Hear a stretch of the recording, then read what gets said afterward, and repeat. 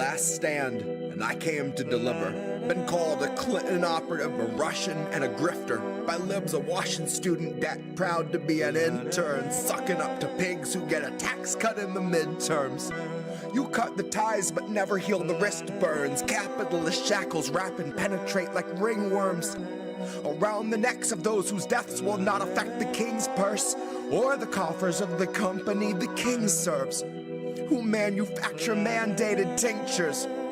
Their safety data hanging from a fixture, half a mile skyward, just dangling from the rafters.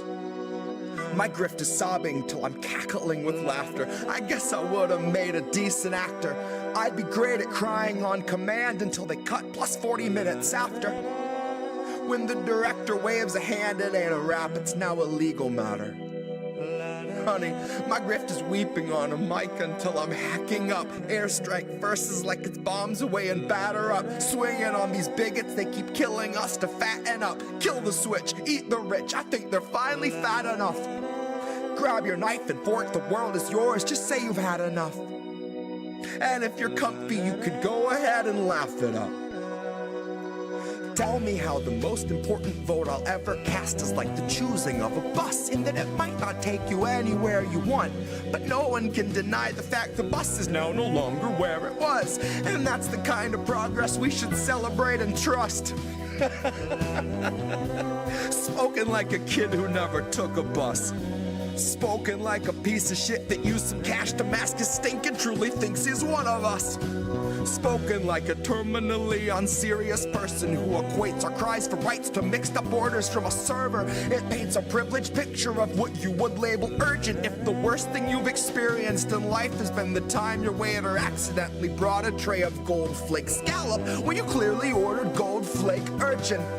And now you're storming out the restaurant and hopping in a Tesla. You got 80 pounds of Tony Fauci merchant. Rewind to chains and in a Tesla, you got 80 pounds of Tony Fauci merchant. Life's not just a way to waste your free time. Air that's fit to breathe is not a free ride. Free ride. Rewind to a chance won't make you wait in such a long line. Life's not just a way to waste your free time. Air that's fit to breathe is not a free ride. Free ride. Best to place your bets on weaponizing the identity of every limp progressive claiming grassroots integrity. Policy is a slippery slope for all of its complexity, so flex your brave resistance with this Ilhan Omar NFT. Numbered one of 723. Each depicts her valiantly championing a bill before she lays it at a donor's feet. And she can throw her hands up in the air with AOC and say if only Nina Turner could have voted present too, that's why we need another seat. We need some more progressives we elect to only tweet, who live to serve humana and their label of elective slapped on every patient's gravest needs. And every station plays the theme that medical professionals agree on the effectiveness and safety of injections authorized for this emergency. And in purely unrelated news, the profits of the ones who manufacture vaccines just increased by nearly 36 billion with a fucking B. Sometimes it feels like we're the only ones that see. Sometimes it feels like all of us are lost at sea. And every time we think we see an island on the tip of the horizon, it turns out to be another measure making sure we're kept within the watchful eye of murderous authority. And so I guess my grift is crying for the future they denied us, where the people who would buy us are a mockable minority. And we are more than genomes under warranty. And we are more than serfs in constant quarantine. If I had a single breath left, I'd let the chorus scream. I'd announce our leaders claiming none for all and more for me. None for all and more for me. None for all and more for me. None for all and more for me. Rewind to a chance won't make you wait in such a long line. Life's not just a way to waste your free time. Air that's fit to breathe is not a free ride. Free ride. Rewind to a chance won't make you wait in such a long line. Life's not just a way to waste your free time. Air that's fit to breathe is not a free ride. Free ride.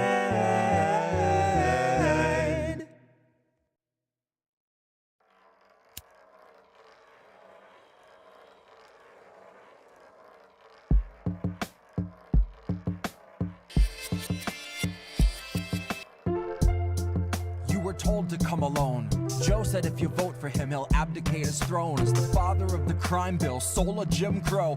Proud to live and vote as a Strom Thurmond clone. If he tried to kiss your daughter with a camera rolling, he'll try more than kissing her alone. Cozy up with Jill for a photo like a portrait of the Kissingers at home. You know I hate to kill the messenger, but if he's gotta go, we can FaceTime. Slit his throat while he stares into the phone. Like if you don't know, kitten, now you know. This is where austerity has gotten us. This is all that palpable excitement for a 20-year wait on forgiveness for your student loans. But a distraction's a distraction and it's time to see some action. So here's one last song for Joe. Before I try to keep his name out of the lyrics in my phone. Try to shift the focus to our senators and everyone in Congress who is all too happy to be hidden while we're wasted to the bone. It is not food insecure, it's starvation, and it lurks in almost half the country's homes. So if you plan to lay down, hold your nose and vote for Joe, have the guts to admit that you chose to submit and that you decided lending your support to a pedophile must be a step towards hope. Then a vote for a man that spent his whole life implementing laws that dehumanized people of color is a vote against fascism. When you know damn well he's just a kinder, dumber face on the same white nationalism. So baby, throw away your scruples with the memories of your activism. Watch your weak resistance usher in a fucking cataclysm. Elect a bigot war pig and say you're gonna push him into pacifism. That's some bootlicker Stockholm hostage liberal masochism. Bootlicker Stockholm hostage liberal masochism. Baby, that's some fucking bootlicker Stockholm hostage liberal masochism. God, that's some fucking bootlicker Stockholm hostage liberal masochism. That's some fucking... Good morning, Sunday morning.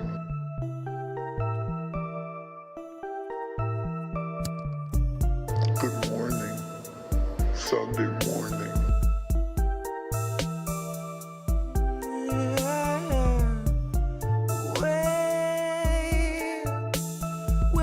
Sunday mornings out from normal and the world is not the same. Said you waited for a warning, but the warning never came.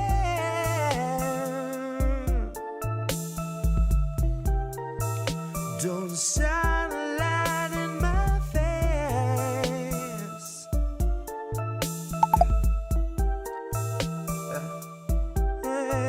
Nancy gonna cut you a check too late. 2 years after your funeral's paid, 2 years after the grave, she'll be a little stronger for all of the dollars she saved. Watching you wake, watching you cling to your family slipping away. Watch her do nothing but pray. Watch her condemn the Republicans, take them to brunch and then shrug it away. Now watch us be outraged half of a day, then pick a new hero to face our leaders and think they could beat them, playing the game they played since Pelosi had real human blood in her veins. They're all one and the same, sold off stocks and they all maintain that the risk was benign and the virus was tame. Flash forward and 40 Sunday mornings fade, 250,000 people in its wake and the cruise ship sailed today. So motherfucker, don't shine a light in my face. Wait. Good morning, Sunday morning. Good morning.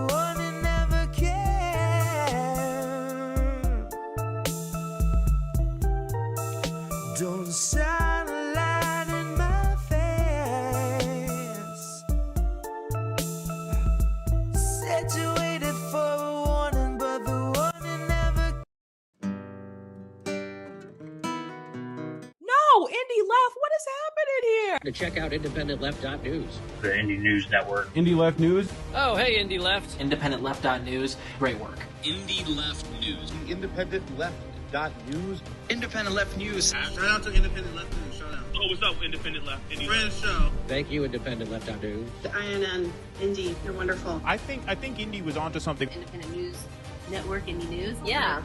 What's up, Indie, over on Rockfin? Independent News Network, also known as INN. Indie Left News. I don't know if I would have made it through that 3 weeks without Indie, honestly. No, I was just going to ask Indie. A huge thank you and shout out to Indie Left. No, you know what we're doing? We're world building, Indie. Indie Left News. You were doing the INN recruiting. Indie News. Independent Left News. Shout out to Independent Left News. Check out Independent Left News. At Indie News. I see Indie's in the chat. Hi, Indie. Okay, great. Bye. Oh, hi. Yeah, no, we're here. Hi. Hi, everybody. What's up, everybody? What's up? It's Indy. It's Reef. It's Sunday. It's Up Close, Indy and Reef and Sunday. So it's How Do We Miss That? Yeah, we got so much happening this week. Oh my God. Did anything happen at INN this week? No? Reef was on Sabby Sabs Friday night. How about that? Colin was on RBN. I was. Colin was on Hardlands Media. Yep. Holy moly. This was a really big for Indie News Network. By the way, we're members of Indie News Network. We're streaming live on Indie News Network. We're also streaming live on IndieLeft.media. Indie Left Media's YouTube channel. We're working on getting a site back so that we can actually stream directly to our website again.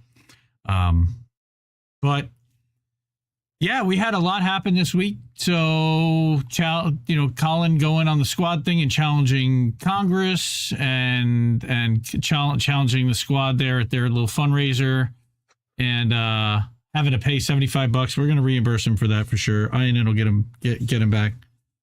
But yeah, Tara's in Russia, everybody. Hey, does anybody not know that yet? Yes, everybody. Tara's in Russia. And so there was an entire scramble to get all of the press conference stuff out and on different channels. So that was kind of tying up some of the week. We took a week off, which we haven't done in months. So that was nice to get a little bit of a break. I know we didn't really get much of a break. It was just, I was focused on doing a bunch of other stuff. I realized since I haven't been doing news updates, we haven't said anything to Patreon. Patreon.com/INDLeftNews. We do actually have a Patreon. If you can support us, it would really help out right now. And so I wrote a thing. I started writing a thing to Patreon, say, hey, sorry, we haven't abandoned you guys and we haven't fallen off the face of the earth. We just stopped putting out the daily updates. So I haven't been posting to Patreon, but we still are doing How Do We Miss That? And INN is still cranking. And I just started putting together a list. Hey, here's some of the stuff we've been up to. So that's over at our Substack at indiemedia.today.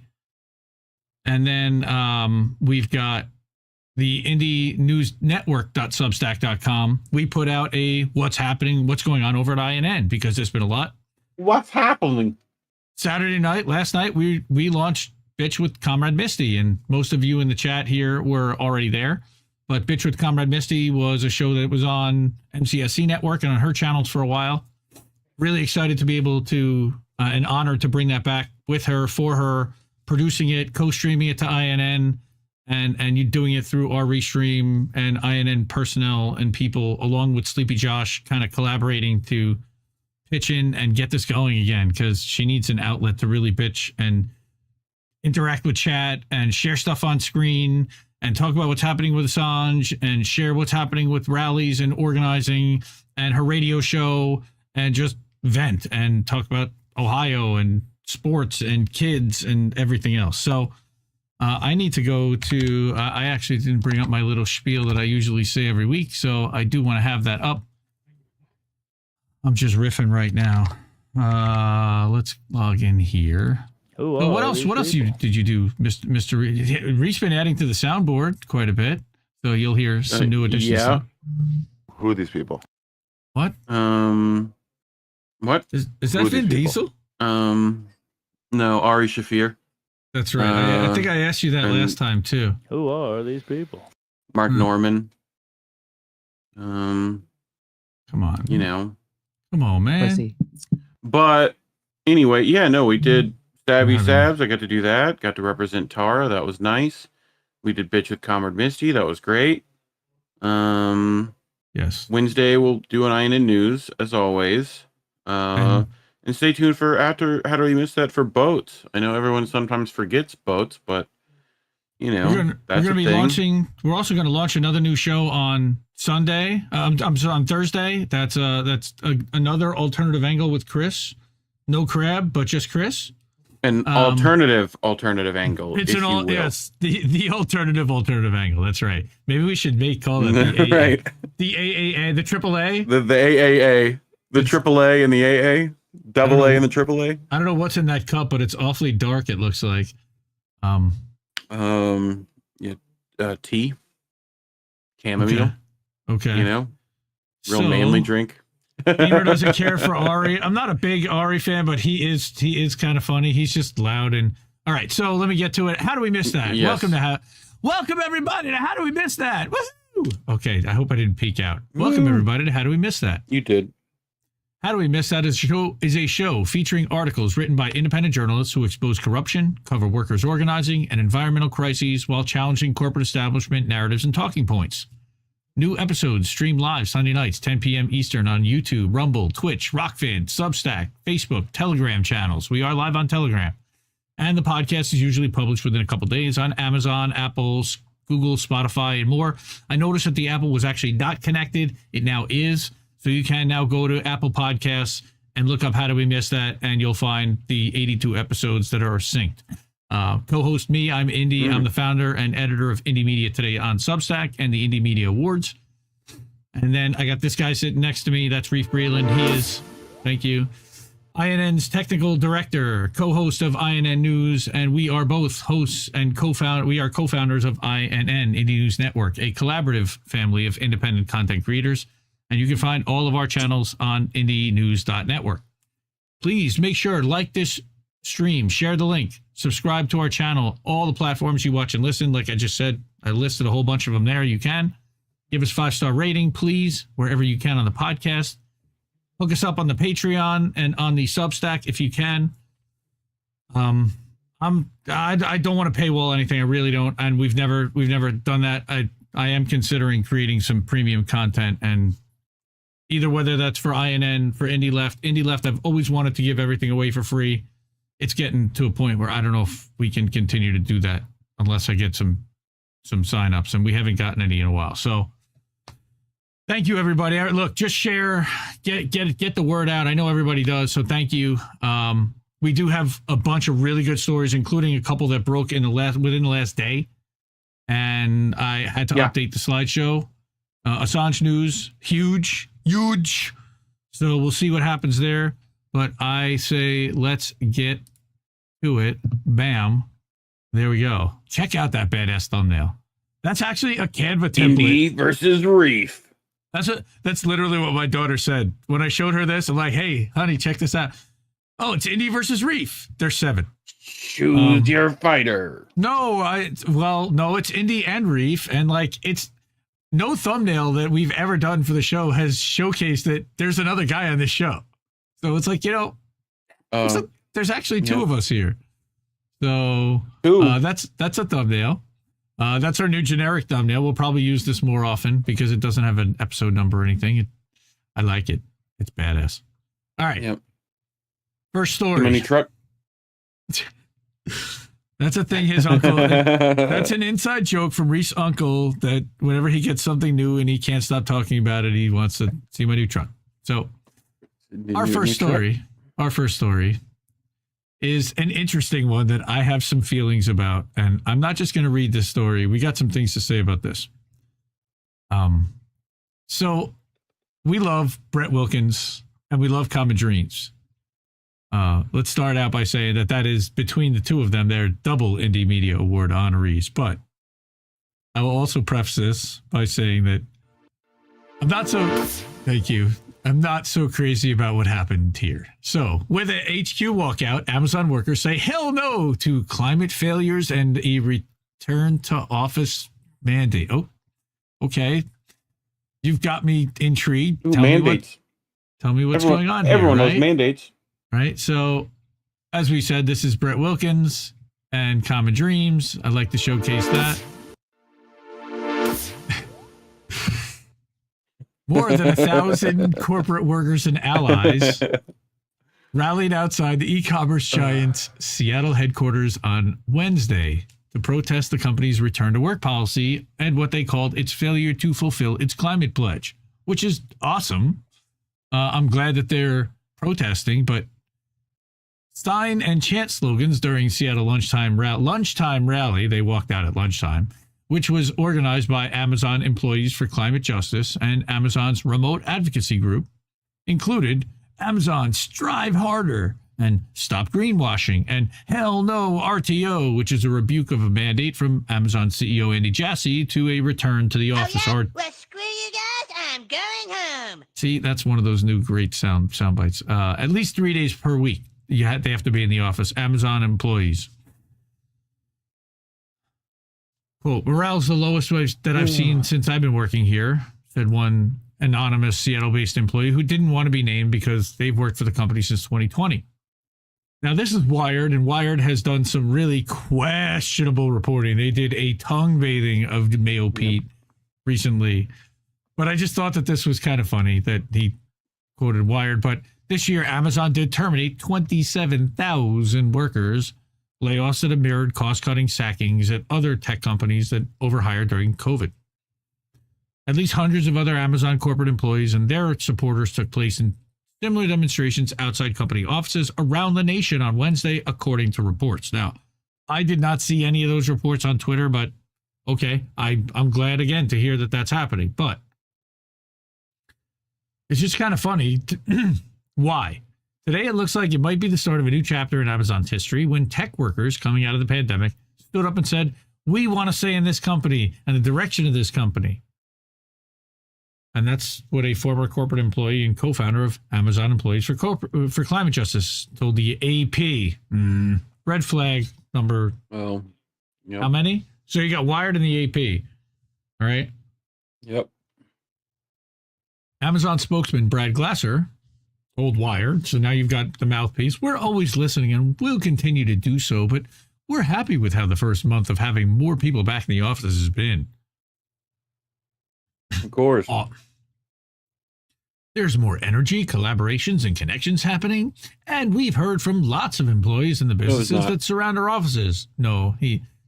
Without quoting or even trotting one out. However, Church Hindley, an Amazon quality assurance engineer, told the AP that working from home has improved his health and quality of life. I'm not suited for in-office work, he said. I deal with depression and anxiety, and I was able to get off my anxiety meds and start living my life. Like, literally was able to just, working from home made the difference.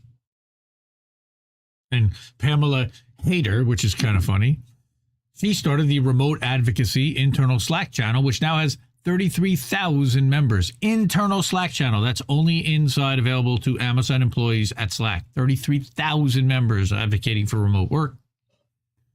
During the Seattle rally, she slammed the RTO mandate, saying, I can't believe that a company in this day and age, a company that claims to be an innovative leader in its space, would do that to one of its most precious resources, its employees. Oh, that's really funny. Okay, so let's have a conversation about this, shall we? All right. Problem number one, return to work does suck, and I'm certainly down with protesting return to work, but how about like collaborating with and organizing with the warehouse workers? They never had a work from home policy where they had a return to work 3 days a week in the office. Like, they're not going to be down with the return to work thing, with you wanting to stay home and work from home, except that the proof shows that workers were as productive or productivity increased in most cases during pandemic. It's just that the bosses lost less visibility into what their employees were doing. And that's what their problem is. They're losing their sense of control over their employees. So now they're trying to implement monitoring software and all kinds of bullshit to do that. That's what this is about. All right. Number one, I got all kinds of just climate justice policy. That's really why you're walking out on lunch. I'm walking out at lunch. And did they go back an hour later? What were the consequences to Amazon for this? Like, there's no consequences. Right. This was like, what? Like, no acknowledgement of the Amazon labor union. No acknowledgement of any kind of organization going on across the fucking company? Are you kidding me? Are you kidding me? What is this? Yes. What is this? What is this? What? What? Like, what is this? Just losing my stuff here because I love Common Dreams. Yeah, I love Common Dreams and Brett Wilkin. That article was kind of dog shit. And sometimes they're forced and asked to write articles that they have to write to fill stuff, and I get that, but that one was not so great. I'm happy that Amazon workers are starting to take a stand against management, although it doesn't sound like it was really much of a stand, to be honest. Right. They gave up a lunch hour to stand outside and get some PR. And yeah. So Restream bot blocked. Screw Google. What? How can that be? Restream bot can't block anybody. Sorry, dude. Okay. All right, I'm done with that story. Let's check out chat. Good. Hi, everybody. What's up? Everybody. We got bad cookies. We got 30 some odd people live right now. That's great. Thank you for being here and appreciate you, Mouse SF. Let's see. Who's got something to say? Read if you see anything. Yeah, dude, Mouse, you're nuts. What? Sheesh. Last night at the strike, it was all we had, and the line at the grocery store was about 2 hours long, so I walked out. Damn. EC dub. Well, we like that. Okay. Lots of conversation going on here that I can't keep up with because I do want to get to the next story. We got some nice buzz going on here. Cool. All right. Hi, everybody. Colin, INN in the house. Great stuff this week, man. So proud of Colin. Stepping up. RBN. Hardlands Media. Bad. INN News. Bad Cookie says they're jelly right now. Well, I'll be your peanut butter. 14 grams of 30% orange push pop. Ooh, that's pretty. I'm hitting some. What was that? What was the strain that the Ooga Booga Skywalker cake from Oz the Boomer and them yesterday? I think that's what it was. It was funny. I'm hitting green crack right now. My guys got me some beautiful indica heavy hybrids. And I mean, the sativa heavy hybrids. Indica couch, just like Kamala. Apparently, that's her CIA code name is Indica Couch. But anyway, that's what they say. All right, ScheerPost. Hey, what do you know? Another Indie Media Award honoree. We like to feature them around here because they write the best stuff, and they're the best there are. They do. By the way, if you're on Rumble, you're fake views. I'm kidding. Hopefully you're not fake views. And say something in chat because I've had chat up the whole time and nobody said a word in chat. News. Rumble.com/C/independent left news, all one word. Okay. /fake news. Fake This is an amazing comment, whatever you want to call it, sketch drawn by Mr. Fish, who is a beautiful leftist. And I think I've seen him in RBN chats or in somebody's chat recently. And he likes orange.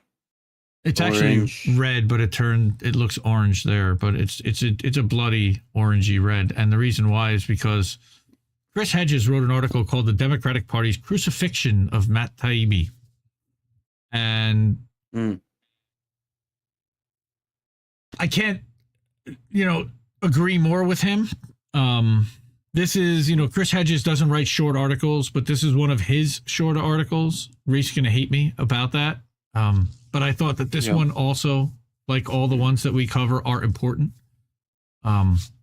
And I only saw, it's really funny, Lee Camp actually covered this yesterday.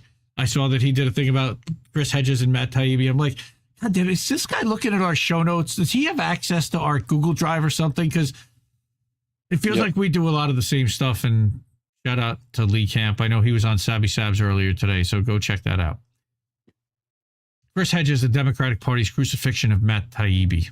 And I hate dictating, but I want to read this because it's so, it really is kind of cray-cray. On December 24th, 2022, Christmas Eve, which is actually, I was in the ER, Matt Taibbi was in a room at the Park 55 Hotel in San Francisco, pouring through reports sent to Twitter from an entity called the Foreign Influence Task Force, or the FITF. The FITF is an FBI-led interagency task force that forwards moderation requests from numerous government agencies, including Homeland Security, CIA, Pentagon, State Department, to social media outlets. Yeah, we knew this. Taibbi was given access to the internal traffic by Twitter's new owner, Elon Musk. It revealed how the FBI and other government agencies, OGAs, routinely suppress news and commentary. He published a Twitter thread that night, Christmas Eve, with the Twitter headline, Twitter and other government agencies. There would be a list of YouTube videos, he said, when Chris reached him by phone. This is a relays of details of a phone conversation between Chris and Matt. There'd be a notation that would say, we assess that all these are created by the Internet Research Agency in Russia. We assess that they're promoting anti-Ukraine attitudes. I would see that all these videos are no longer on YouTube, and you can make your own deduction from that, but that was the pattern. They would send Excel spreadsheets full of account names, and either all or most of them would be gone. Not Excel spreadsheets. How dare they? Death by spreadsheet, bro. The content was suppressed. That was suppressed, including right-wing and left-wing reports critical of the dominant narrative advanced by the Democratic Party and old establishment wing of the Republican Party, which has been folded into the Democratic Party. The anti-Trumpers, the never-Trumpers. Threads from the Yellow Vest movement, activists from the Occupy movement, Global Revolution Live, negative stories about Joe Biden, reports on the Ukrainian energy company Burisma that paid Hunter Biden about $1 million a year while his father was vice president. Right. Is that right? While he was VP? I thought it was after he was VP, but I guess it was while. Positive stories about Venezuelan President Nicolas Maduro. Reports about Ukrainian human rights abuses. Details of the contents of Hunter Biden's laptop were part of the plethora of accounts that were flagged and disappeared. And Chris Hedges himself, I was a victim of this censorship. The 6-year archive of my show On Contact, broadcast on RT America, was erased from YouTube, although not one show was about Russia and none violated YouTube's content guidelines. Episodes were later reposted on the Chris Hedges YouTube channel. The show gave a voice to those targeted by the FITF, anti-imperialists, anti-capitalists, prison reform advocates, Black Lives Matter and Palestinian and activists, anti-fracking activists, and independent intellectuals, journalists, and authors, including David Harvey, Chomsky, Sami El-Arian, Glenn Ford, may he rest in power, Amira Hass, Mumia Abu-Jamal, Free Mumia, Roxanne Dunbar Ortiz, Medea Benjamin, Nils Melzer, Pankaj Mishra, Glenn Greenwald, Matt Taibbi, and Brother Cornel West. That's a pretty good list. The FBI, before the release of Taibbi's Twitter thread on December 24th, had denounced the Twitter files, of course, as the work of conspiracy theorists who fed the public misinformation and whose sole purpose was discrediting the agency. They must think us unambitious if our sole aim is to discredit the FBI, he said. After all, a whole range of government agencies discredit themselves in the Twitter files. Why stop with one? Yeah, right? So Taibbi was acutely aware of these Christmas Eve revelations, for which for the first time revealed the role of CIA would further enrage the intelligence agencies, which of course it did. Taibbi says that his understanding is the FITF has a staff of at least 80. It consists primarily of the FBI, but also includes people from DHS, Office of DNI. The FITF was the conduit for content moderation requests that went to the tech platforms. They had something called an industry meeting, which was at first monthly and then weekly, leading into the 2020 election. I think we covered a lot of this in the Twitter Files coverage before. It included companies like Twitter, Facebook. What? Yeah. Twitter, Facebook, Pinterest, Wikimedia. Ugh, that's not WikiLeaks, but that's Wikipedia. A series of others, about 24 of them. They would have a general briefing on trends, and individually, each of the companies were receiving notices. Some of them were receiving them weekly from FITF. Twitter was. We know that because there were very specific instructions on how it was done. Requests that came from states went through the DHS. Requests that came from the federal government went through the FBI. They went through a program called Teleporter, and that's how we got those documents. I mean, they have this whole thing nailed. And then I didn't know that Matt Taibbi apparently lives in New Jersey. That's shout out to New Jersey. Chris Hedges and Matt Taibbi and Indy all live in New Jersey. In March, and Colin's mom and Big Mad Crab and Angel Rivera and a bunch of other people close to us. But in March, Matt Taibbi and Michael Schellenberger were called to testify, as we know, before the Select Subcommittee on Weaponization of the Federal Government. And it was really an ambush from the Democrats while the Republicans asked serious questions. But while Taibbi was testifying on March 9th, an IRS agent visited his house in New Jersey, which I think we also talked about, right? Taibbi discovered the IRS opened a case against him on the day that he published his Christmas Eve Twitter thread from a letter House Judiciary Chair Jim Jordan sent to IRS Commissioner Daniel Werfel inquiring about Taibbi's case. It was a Saturday. It was Christmas Eve. Taibbi didn't know taxes. The case is 4 years old. All this suggests that the FBI case was politically motivated and that the FBI was monitoring Taibbi. Again, I don't think there's any surprise there. Axel the Dissident, welcome to Rumble. Woohoo! One real person. Thank you. You are not fake views. All right. Fantastic. Thank you. So, and I will copy and You're paste welcome. Your chat over to, this is what RBN did. So this was Axel the Dissident posted this over on the Rumbles, whoever that is. But thank you, Axel, and good to see you over there. So, quote, Matt Taibbi deduced that there's probably little doubt that they were at least closely following all the Twitter Files reporters, but probably they were monitoring in other ways too. One of the reasons I agreed to testify before the Weaponization of Government Committee, and I got a lot of grief from old lefty friends. I don't know what old lefty friends those were, unless they're kind of Democrats, who were upset that I was appearing before a Republican-led committee. Of course, because they're still playing into the red-blue instead of everybody's in it for the green. Was that the other mainstream news reporters weren't picking up a lot of these stories that I thought really needed some attention. I needed other reporters to do some work on this, and my thinking was if I testified in Washington, it might get some more attention, not just nationally, but maybe globally. And of course, Taibbi ran into a buzzsaw of orchestrated character assassination. Democratic members of the committee rarely let him speak. They delivered vicious and insulting diatribes. He puts up a clip of Debbie Wasserman Schultz, one of the worst humans that exists, along with Sam Cedar and other hosts of the Minority Report, attacking Taibbi. Okay, I'm not going to play any of that nonsense. They don't deserve our airtime or any of our space. He says, I expected there to be hostility in the questioning, but what happened in that hearing was amazing, even to be involved with as a spectator. And I think he basically told Sabby Sabs the same thing. Rather than engage with the material of the Twitter Files reporting on any level, even negatively, it was pure character assassination. The ranking member called us a direct threat to the people who oppose us. We were so-called journalists. We were the lapdogs and scribes of Elon Musk. We didn't believe in Russian interference. We didn't respect authority. I had tinfoil hat. I had a tinfoil hat I was told to take off by one member. It was one member after the other creating clips of video that were replayed on MSNBC, MSDHS, and CNN later that night. That was how people got the news about that hearing. Yes.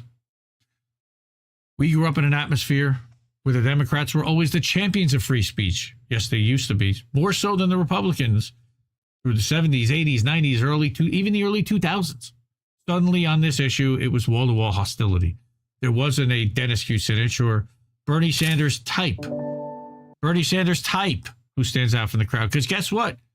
Bernie Sanders certainly didn't stand out from the crowd either. There are no dissenters in the ranks of this party anymore. Now, Bernie Sanders isn't in the House. He couldn't do anything to stand up in the committee, but he certainly could have stood up and defended Matt Taibbi at any point. Has that man opened his mouth? All the Bernie cucks still out there? No, they think Matt Taibbi's I don't know, working for Putin, which is hilarious. Putin. But Matt continues that the old school ACLU-like liberals, they're just gone now. Well, that's kind of us. We're independent now. Yeah. There's this new movement that doesn't really believe in countering bad speech with better speech. They believe in closing it off and shutting it down. That's what the Twitter files were about. That's why there was so much hostility. Taibbi was informed that there were problems with his 2018 tax return. The IRS said it had sent him letters about the issue. The IRS. Right, that he filed with. Now, if you file through an accountant and you have that, they send something to your accountant. So his accountant didn't get anything. He certainly didn't get anything. Which, side note, I love how Biden is now using the IRS, like all the new members of the IRS, as saying he made more government jobs. Right? Like 87,000 IRS agents. Right. Well, we created jobs. We increased the size of the federal government. Right. To go after people that didn't report their $600 withdrawals from the ATM. Now that's a lot of damage. Yeah. So, he also had electronic confirmation from the IRS that his 2018 tax return had been received. But it was only when Congressman Jordan wrote to the IRS asking for clarification that he became aware of the files that the IRS had amassed on him. These included information taken from search engines and commercial investigative software such as Anywho, Consumer Affairs, and LexisNexis. They had his voter registration records, whether he possessed a hunting and fishing license, whether he had a concealed carry permit, his telephone numbers, articles he'd written, and articles written about him. Now, why would an IRS know what that agent... concealed carry permit's about? Well, why would they need to know that? Right. They want to know if Matt just decides to start blasting. Bow, bow. If they decide to come busting in the door. Exactly. So he's asking, why would an IRS agent... I'm in danger. Right. Why would an IRS agent need to know anything about my professional history or about controversies I've been involved with or things that I'd written about? Oh, that seemed pretty dubious. They're not worried about the optics, about doing something like sending an IRS agent to the home of a journalist who has a big platform and a reputation for not being able to, not being afraid to say something about it. He said, they're not worried about how this looks. It's concerning for a number of reasons, and it reminds you of things you would see in a third world country. Well, in a lot of ways, we do live in a third world country. So yeah. So Taibbi was interviewed by MSNBC host. Dubious. Interviewed, well, more like ambush, but interviewed by MSDHS host Mehdi Hassan. Throw a shoe at Mehdi Hassan for Richard Medhurst. Hassan, or his researchers, had combed through Taibbi's reports and found a couple very minor errors, including a confused timeline and a misplaced acronym, CIS-A instead of CIS. It's like it's CIS and then CIS-A, which are two different organizations, and he retracted it and he changed it and he admitted that it was wrong, that he got it confused, whatever it is, but AOC seconded the accusation. Of course she did. The ranking committee member, Stacey Plaskett, who actually has no vote on the committee, sent Taibbi a letter accusing him of lying to Congress, and she threatened him with a 5-year prison sentence. We talked about that. And that there are 3 steps to destroying a reporter who can't be bought off or intimidated. This is Chris Hedges telling this story now. The first is a campaign by the powerful, whose lies and crimes have been exposed, along with their obsequious courtiers in the press, to discredit the reporting. Second is a sustained campaign of character assassination. The third is a persecution carried out once the reporter's credibility has been weakened, his or her ability to publish or broadcast is degraded, and public support has eroded. This is what happened to Julian Assange. Free Julian Assange. Free him now. We're going to talk about that in a few minutes. It happened before Assange to Don Hollenbeck and I.F. Stone and Gary Webb, Ray Bonner, and many others. It's what is happening to Taibbi, whose revelations of widespread censorship by the FBI, CIA, Homeland Security, and other government and intel agencies, OGAs, have enraged the ruling class. Mm-hmm. You said Bonner. I did. I don't know if they'll win. Let us hope not. But the deafening silence by nearly all press outlets to what they're doing to Taibbi, as is true for Assange, is ominous and self-defeating. It sends a signal to those who attempt to report about the inner workings of a power that no matter how well known you are or how high a profile you have, you too will be targeted. The concerted attacks on Taibbi are an example of how the walls are steadily closing in to impose an iron conformity. The walls are closing in. One more brick in the wall, one more piece of our emergent corporate totalitarianism. Nobody wants to deal with a full-throated negative media campaign that you volunteer for when you do this kind of work, he said. It never goes away. It's kind of a drag. We've seen it happen with you, with Glenn Greenwald, after the Snowden business, and it happened with him again during Russiagate, and it's not fun. People don't want to go through it. It's a disincentive to do counter-narrative work. So Matt says, it's funny, Chris. I thought a lot during this process about your book, Death of the Liberal Class. There have been so many different instances where basic story that we're looking at with a lot of Twitter Files reports were breakdown of the system of checks and balances. Civil society organizations, the media, private industry, and the government, they're all supposed to have different interests. They have a check on each other. But what we're seeing is, underneath the surface, they're engaged in anti-competitive behavior. It's basically media, these internet censors, the enforcement agencies and NGOs, all acting in concert against the population as opposed to checking each other. You were predicting this. When these institutions break down, when they don't work anymore, this is what happens. It's a pretty quick step to consolidation of authority. That's the scary part. Once upon a time, if you were in media, even a small offense in this direction would have attracted solidarity amongst the ranks, and now there's nothing. Somebody got censored the other day, or Mike Figueredo, Humanist Report, complained about being demonetized and not making any money. But talking about solidarity, demonetized. Media, okay. Well, not really demonetized. He just hasn't made any money on his channel since being taken off the TYT boosted algorithm. Yeah, welcome to the world where everybody else has been living for the last few years, Mikey boy. But it sucks, and reinstate whatever. Well, you know what? He shouldn't even have it reinstated. He deserves to be down here with us. He shit on Colin. He's attacked RBN. The hell with this guy. Sorry. JB, again, I know JB, I love JB. He's a better man than any of us, I'll tell you. Because he reached out and said, hey, YouTube, restore his stuff. I know Sabby even said so, but I can be petty, and I'll wear my petty. That's fine. Mike Figueredo, sorry, not sorry. But sucks that you're being censored. It also sucks that you called to censor tons and tons of people and never stepped up to say a word about anybody else that was censored with a much larger platform the entire time to do so. So, problem gets serious. Hi, guys. Come on, guys. All right. Grow up. Get serious. Yeah.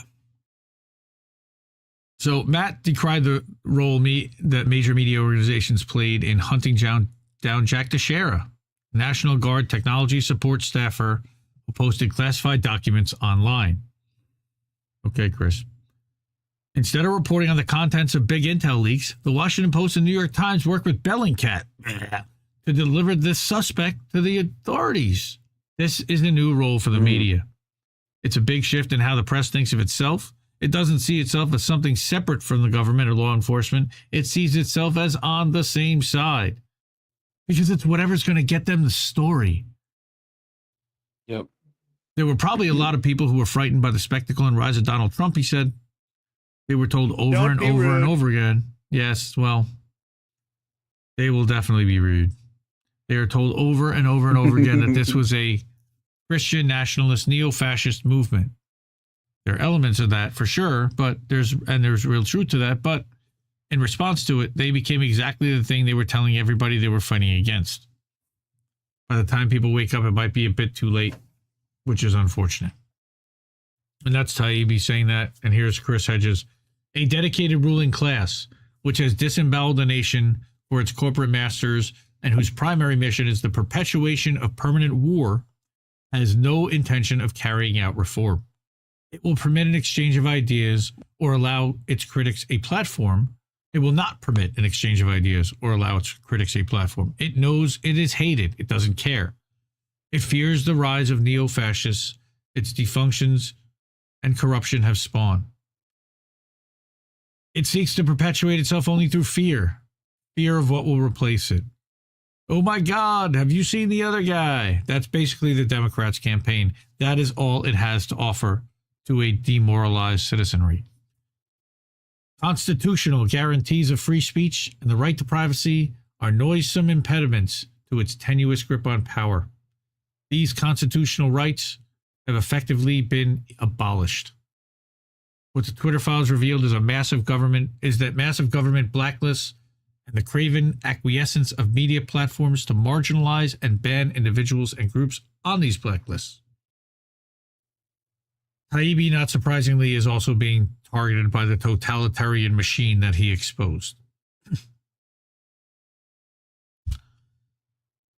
So keep fighting the government, folks, because they're only going to seek to destroy you as you do so. There's the incentive to do watchdog journalism. Yeah. I fucking hate it here, guys. Tara made the right move. Thank you, Misty. So, I'd love to at some point. Today. I would. Yeah, I'm thankful every day, but I would love to at some point have a conversation with Matt. That'd be really fascinating. Big fan of his work for many years. Yeah, seriously. By the way, Jimmy Dore. I meant seriously as in like seriously, not like seriously. Oh. But yes. I feel you. We got a spoopy in the house. 40 people watching live. Boom. Cool. All right. Good. Because now we're going to get to the story that the set of stories that I think everybody's here for, which are the Assange stories. The beautiful, wonderful, and Tara Reid lookalike, or Tara Reid doppelganger twin, Stefania Maurizi, brilliant journalist, maybe on this year's list of Indie Media Award honorees, but was not on the initial list. Certainly deserves and earns the honor to be there. She's been publishing and working with WikiLeaks for years and years and years. So, first of all, I want to shout out to INN's Comrade Misty Winston. Stefania is my hero. We need more people like her. Hashtag Free Assange Now. There was some kind of an event in Oslo where they actually had one of the freed Guantanamo Bay prisoners who was giving a speech about imprisonment and torture, and Jeremy Corbyn was there, and it was an all-star lineup that was shared by Matt O'Brien, and shout out to Matt as well. Hope you're watching. Good to see you. Thank you for all you do out there to keep awareness and keep this story out there and alive, because I know that you're activist pretty deep, and Misty's said that you're fantastic, and we kind of agree. So,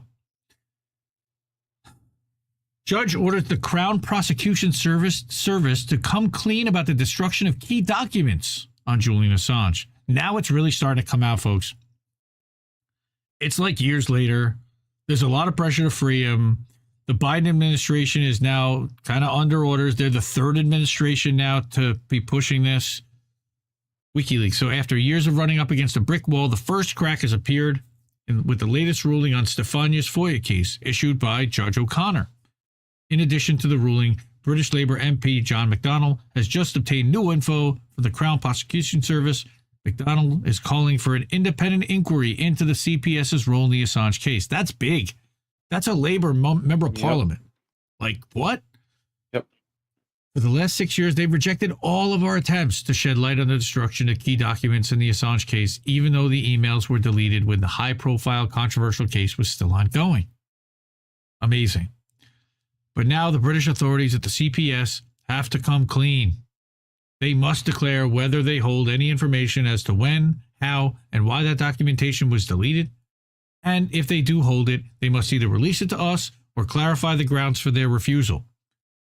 This order was just issued by the London First Tier Tribunal, chaired by Judge O'Connor, in response to Stefania's litigation based on the UK Freedom of Information Act, or FOIA, in which they're represented by top-notch FOIA specialist Estelle Dehaene of Cornerstone Barristers in London.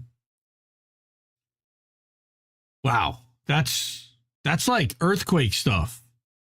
This is big crack in the wall. Like, are they starting to, let a little air out of the balloon so that they can prep to maybe let him out? Like, I got another story coming up that I think they're going to have to let him go. I really do. So CPS we can whisper of a dream. I'm whispering. Oh no, I'm screaming of a dream. But the CPS must comply with this judicial order by June 23rd. So we're going to find out quick. And any failure on their part to do so could lead to contempt proceedings. And I don't know what that entails and what the punishments are under contempt. Ever since 2017, when we first discovered the documents had been destroyed, we've consistently run up against a brick wall. The CPS has always maintained that deletion of those documents was in conformity with their standard operating procedure. A previous ruling in 2017 by the London First Tier Tribunal, chaired by a different judge, Andrew Bartlett, averred that there was nothing untoward about their deletion, right? And that the British body instituted to uphold information rights, the ICO, has always been pleased with the decision that there was nothing untoward about it. This new ruling by Judge O'Connor is the first crack in the brick wall. So, Judge O'Connor's also confirmed that WikiLeaks is a media organization, not a spy agency, though he rejected all our requests to access the full correspondence between CPS and the U.S. State Department, the U.S. Department of Justice, Swedish Prosecution Authority, and the Ecuadorian authorities on the Julian Assange case from 2010 to 2019. And we know why. And we're gonna talk about why in a minute, but it seems that at some point they actually reclassified Assange as a terrorist and WikiLeaks as a terrorist organization, which is why there were plans drawn up to assassinate him in London. And again, we're going to get to all this, right? I'm sorry. Relative to the correspondence between CPS and Ecuador, the judge ruled in favor of the CPS, maintaining an exemption to the neither confirm nor deny that the British and Ecuadorian authorities had exchanged emails on the case. Great. Free Julian Assange. Free him right now. Let this man out like now. I don't care that it's 4 a.m. Let him out. As for the case on all other correspondence between the CPS and Swedish authorities, between CPS and State Department, Justice Department, Judge O'Connor ruled that if released, the documentation would risk damaging the relationship of trust and confidence that underlies information sharing between prosecuting authorities, and that it would likely have a chilling effect on the relationship with both the Swedish and U.S. authorities, as well as with other foreign authorities. Yeah, because there's a lot of dirty laundry in there. The ruling was issued in 2 forms: a decision available to the public and a separate closed decision which can be accessed only by the UK authorities at the CPS and by ICO. That's interesting. The documentation on which the closed ruling is based includes, among other documents, over 552 pages of correspondence between the CPS and the Department of Justice, between the CPS and the State Department, between 2010 and 2019, including the provision of legal advice and queries on wider strategic matters relating to Mr. Assange's extradition to that country. That's the stuff that they were talking about in the Isikoff letter, in the Isikoff piece for Yahoo, the one where Pompeo was talking about assassinating or have either him or somebody from CIA or someone from MI5 assassinating Assange in a shootout on a London street. I remember that was very clear. They were talking about that back in the fall. Yep. Right? So, amazing stuff. So that was given, like they just said right there, like she said, that was given to CPS and ICO. They now definitely have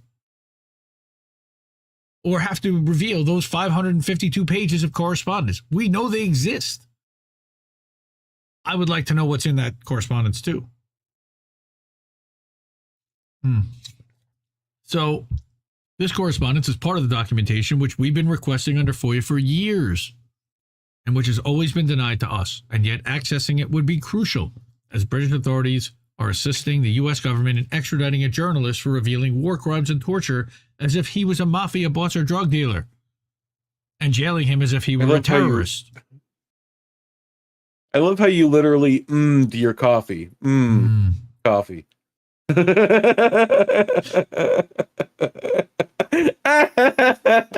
My daughter literally licks her lips after she eats, so now I know where she gets it from. Thank you. Thank you. Coffee. You're welcome. I'm Harvey Keitel. It's Harvey Keitel in Pulp Fiction. From Amnesty International to the International Federation. We have fun here, you folks. To the even though this is horrific stuff. Man's locked up in prison for life and facing 175 years in prison, but we're giggling and we have to make light of this as best we can. But see, it wasn't like a normal there's the hot that's hot. That's like good. But no, yours was like coffee. That's anyway, continue. Thank you. So from Amnesty International to the International Federation of Journalists, all major organizations for the defense of human rights and freedom of the press have all called for the extradition case to be dropped and Assange freed. He remains in prison, however, waiting for British justice to decide on his appeal against extradition to the United States, where he risks 175 years in prison for obtaining and publishing classified U.S. government files. Let's just talk about 175 years. 175 years? Okay. All requests to drop the charges and free Julian Assange have been ignored by the U.S. and British governments. All decisions and opinions of highly respected UN bodies like the UN Working Group on Arbitrary Detention or the UN Special Rapporteur on Torture from 2016 to 2022, Nils Melzer, have been completely ignored by the British government, if not ridiculed, as occurred with the UNWGAD decision. Now that Judge O'Connor has rejected our request to access these documents, in particular the correspondence between the US and UK, the oversight rule that the Fourth Estate should play also risks being severely undermined. And yet we are not alone in our call for public scrutiny. In addition to this authoritative report by Nils Melzer and our FOIA battle, recently a British Labour Member of Parliament, John McDonnell, has submitted a FOIA request to the CPS, full of detailed questions which were just answered by the Crown Prosecution Service. Speaking to IFQ, John McDonnell told them that it's become clear that there must now be an independent inquiry into the role of the CPS in relation to the case of Julian Assange. We need full openness and transparency. I like that. So this talks about the role of the prosecution service in the Assange case. What did it do? It's been a key player since the very beginning, 2010, the year in which Assange and WikiLeaks published the first classified U.S. documents for which he risks life in prison. And the very same year, he ended up under investigation in Sweden for alleged rape. Since 2015, the author of this article that Stefania has been engaged in trench warfare to unearth the facts about Julian Assange. The author of and the WikiLeaks journalist through FOIA cases in the UK. Oh, right. So she wants to know what they're talking about and what they know. In UK, Sweden, US, Australia, we've experienced tremendous pushback, and the process has been fabulously expensive. 4 governments have been denying us access to the documentation. And nonetheless, our FOIA work has permitted unearthing some crucial information, such as the fact that it was the CPS that advised the prosecutors with the Swedish Protection Authority against the only investigative strategy which could have led to a quick resolution of the Swedish case, questioning Assange in London rather than insisting on questioning him only after extraditing him to Sweden. Why? To Sweden, yeah. Yeah. This legal advice was delivered by Paul Close, a lawyer with CPS's Special Crime Division, which is the division responsible for prosecuting high-profile cases, and helped create the legal and diplomatic quagmire which helped keep Assange arbitrarily detained in London from 2010, initially under house arrest for 18 months, and then confined in the Ecuadorian embassy for 7 years. Ecuadorian prison for 7 years. Embassy. That wasn't a prison. Now he's been in Belmarsh, a real prison. In 2013, yes, even the Swedish authorities began to question the dead end into which they had waded at the advice of the British authorities by insisting on extradition. They considered dropping the extradition case, writing to the CPS, "Hope I didn't ruin your weekend." Why would a Swedish prosecutor dropping an extradition attempt for a sex case in Sweden ruin the weekend of CPS authorities? There are too many unanswered questions in this case. Some of the key decisions were taken when the CPS was headed by Keir Starmer, current leader of the British Labour Party. What role, if any, did Starmer play in the Julian Assange case? Why is he currently leading the Labour Party, and why was he Prime Minister? Briefly, the highly anomalous handling of the Swedish case by both the Swedish prosecutors and the CPS resulted in justice for no one, contributed to the devastation of Assange's health, cost British taxpayers at least £13.2 million to keep the Ecuadorian embassy under siege, resulted in the UN Working Group on Arbitrary Detention decision that Sweden and Britain had arbitrarily detained him since 2010, and finally led the UN Special Rapporteur on Torture, Nils Melzer, to denounce 50 perceived due process violations. Not much, right? Yep. What role did Keir Starmer play in that? I'll let you kind of wax poetic on that for a second. I think you have some thoughts on Keir Starmer and what the Brits have done to Julian. Yeah, I mean, there's so much. I mean, the fact that they've thrown it straight up. He said he lied. Like, he said he lied in this case. Like, their main witness said he was lying. Yep. Like, how are we still detaining him? And why are the Brits detaining him other than completely, like, being bullied other than by the U.S.? Keep him in a holding pattern for us. They have no case against him. Yep. He's an Australian citizen to begin with. So you're trying him for something that was lied about. He's not. Where's the Australian government to, like, get this guy out of here? Well, we know what just happened. They just made a deal. They just made a deal. They're gonna do more NASA shit in Australia, basically. Right. And that's what they got. Right. And that's what they got for looking the other way and shutting the hell up, because Alba was supposed to say something to Biden. Yeah, thanks. Thank you. So again, thankful. I'm very grateful tonight. The Swedish case is now, I know. Swedish case is now closed. Yet not only do these questions on the alleged violations flagged by Nils Melzer remain unaddressed, but the CPS is still playing a prominent role in the Assange case, as the United States is acting through CPS to try to extradite him to the U.S. That's why it's crucial to dig into the actions of the CPS, to assess its full correspondence with the American, Swedish, and Ecuadorian authorities, and in particular, to access the correspondence of Paul Close. Why? All authorities have refused to clarify how many pages they hold on Assange, but the Crown Prosecution Service did provide us with an estimate of their correspondence with SPA, that's the one in Sweden, from 2010 to 2015. They reportedly exchanged between 7,200 and 9,600 pages. Over the last 8 years of our FOIA battle, we've obtained just 551 pages from the CPS and 1,373 pages from the Swedish Prosecution Authority. Of these 1,373 pages, only 310 represent correspondence between SPA and CPS. They got a bunch of other stuff with it. When we tried to access the full correspondence of Paul Close, the CPS replied that his account had been deleted after he retired in 2014, and that, quote, all the data associated with his account was deleted when he retired and cannot be recovered. How convenient. We covered this. Yep. By the way, on I think INN News we covered you did as well. I think you did. Is that Kiriakou did that part? I think that had something to do with the Kiriakou thing, maybe. Somebody.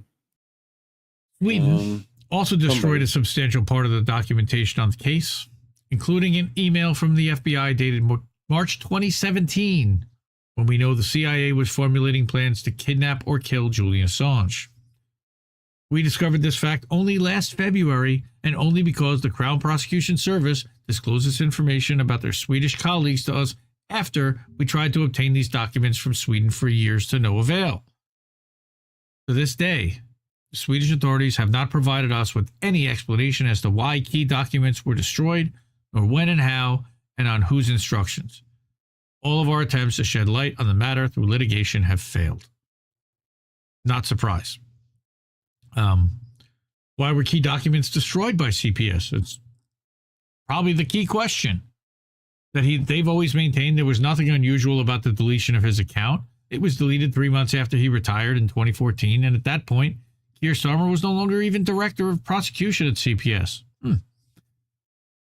It's also always maintained that the deletion of the account was consistent with their record management policies, but CPS's record management manual states that general correspondence related to a criminal case file should be retained for, quote, 5 years from the date of the most recent correspondence. That would still be 5 years from today, because they're still going on. But they deleted it anyway. Right? Because it's still a relevant active criminal file case. The guy's in prison there now. So, after reiterating to us for years that Paul Close's emails were destroyed 3 months after he retired, last January, the CPS changed their version of the facts, stating that there is a document which is described as desk instructions in relation to the deleting of material within 30 days. So, was Paul Close's account deleted after 3 months or after 30 days? And why was it deleted? Is the Crown Prosecution Service confident that all the relevant emails and documents were transferred from the email account and copied to the case file before deletion? My guess would be no, but she's asking the question. So, in recent months, we've got a member of Parliament from Labour, John McDonnell. He filed a FOIA request with the CPS to learn whether the then Director of Prosecution, Keir Starmer, was involved about the advice Paul Close gave the Swedish prosecutors not to question Assange in London, and about the fact that the Swedes considered dropping the extradition case in 2013. Why they're getting so granular at this point? Why do you need this little nitpicky bullshit, whatever reason? Let the guy out. Free this man. Free this man. All right. He also asked which documents CPS destroyed, why, how, and on whose instructions, and if CPS could provide him with a list of legal cases in which the CPS deleted key documents in the last decade, other than this. Finally, McDonnell asked whether Paul Close's email account could be retrieved from any backup tapes or any other backup methods. My guess is there's probably a backup DAT sitting around somewhere that's got it. So, with regard to Keir Starmer, CPS replied to the British parliamentarian, a parliamentarian that has teeth, how about that? And a search of the documentation has revealed no indication that the CPS hold information on whether Starmer was involved about those key decisions relative to Assange. Yeah, they don't put that stuff in writing. However, they clarified, We hold 59 boxes of information pertaining to the case of Mr. Assange. Oh my God. The team concluded that it would not be proportionate to review all of these in depth in keeping with the provisions of the FOIA Act. What? Why not? Give me those boxes right now. What's in the box? As with the destruction of Paul Close's email account, the CPS argued that it cannot know that all relevant emails were transferred to the case file before the account was deleted, though that was the standard practice. Finally, the public authority replied that CPS does not hold any backups of deleted email accounts, and that in the last decade, they could only identify a single case of premature destruction of case material related to a case other than that of Julian Assange. While CPS does not characterize the case of the deletion of Paul Close's account as a data breach, in the other case, it does. That's also interesting. Such bad luck for Julian Assange. He was held in limbo for almost a decade, in part thanks to the legal advice CPS gave to the Swedish prosecutors. Key correspondence on this case was destroyed perhaps 3 months or perhaps 30 days after the lawyer who worked on his case from the very start retired. There's no way to know what was destroyed and what was kept. There are no backups. In 10 years, there was only one case of premature destruction of documents. One other case. Assange's backlog was such that not only did the Crown Prosecution Service destroy documentation on his case, but Swedish prosecutors did so as well. As for the rest of the correspondence between CPS and the U.S. authorities, obtaining it by going through the law would seem to be mission impossible. John? That's Mortal Kombat. Yeah. I was thinking yeah, it's very similar. It's very similar. Right. So, John McDonald believes that there must be an independent inquiry into the role of the CPS in relation to the case of Assange. It could be the last and only chance. Will it happen? I don't know. But I don't know. Thanks to the phenomenal people over at Consortium News, Kathy Vogan. Shout out Kathy. She's phenomenal. She is, yes, an Indie Media Award winner, or at least Consortium News is. But Kathy publishes this tweet and says, for all you techs out there who want to know exactly why the Assange hacking allegations are bogus, here's the statement of the forensic examiner, Patrick Eller, expert witness in the extradition hearing. She says, one thing I should add is that in re-examination, Eller apologized for using Assange's name in his statement because there was no proof, nor was he asked to prove that the moniker Manning was chatting with was Assange. And she puts that here with this T-skiff or whatever. This is very complex stuff. Tareq Haddad writes a whole article about it, and that's what I want to share with you now. So let me go here, and I will back out of, go back one. Back here, keep out, bring this up, and go to Tareq Haddad's article. It's actually like really deep stuff, metadata. Shit. Who broke it down? Matt O'Brien broke it down today, and I didn't bring that up. Damn it. Let me see if I can find it real quick. Matt. Cue the Jeopardy music. All right.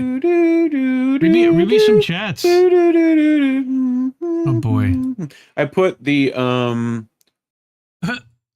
the link to our episode on INN News with special guest Misty Winston, where we talked about those Assange files being purged. So sweet. People should click that little link out and watch it after boats. Sweet. Okay, I'm on his page. There's that Mansour thing from earlier today. He broke it down. Where was it? This was here. It is. Boom. This is an awesome thread, and we're going to go through this thread real quick. Okay. You're not seeing my DMs. Good. Now let's go back here. We'll go to IndieMead. Okay. And we'll blow this up a little bit more so you can see it. So this is Matt O'Brien. Go follow him. He's awesome. So what he says is that even the allegation that Assange may have tried to help Manning be anonymous is bogus. They have nothing. Free Julian now. All right. And what he's saying is out of this report, and this is the report that actually was released in 2010, I believe, in 2020. September 25th, Assange extradition hearings, statement of Patrick Eller. So we're just getting access to this. And what this is talking about is that this is shocking. I at least thought that they had a slither of grounds for suspicion Assange may have tried to help Manning protect her identity, but they have nothing. This testimony is from none other than the former command digital forensic examiner for the U.S. Army. He kind of has some knowledge about this, right? Feel me? Mm-hmm.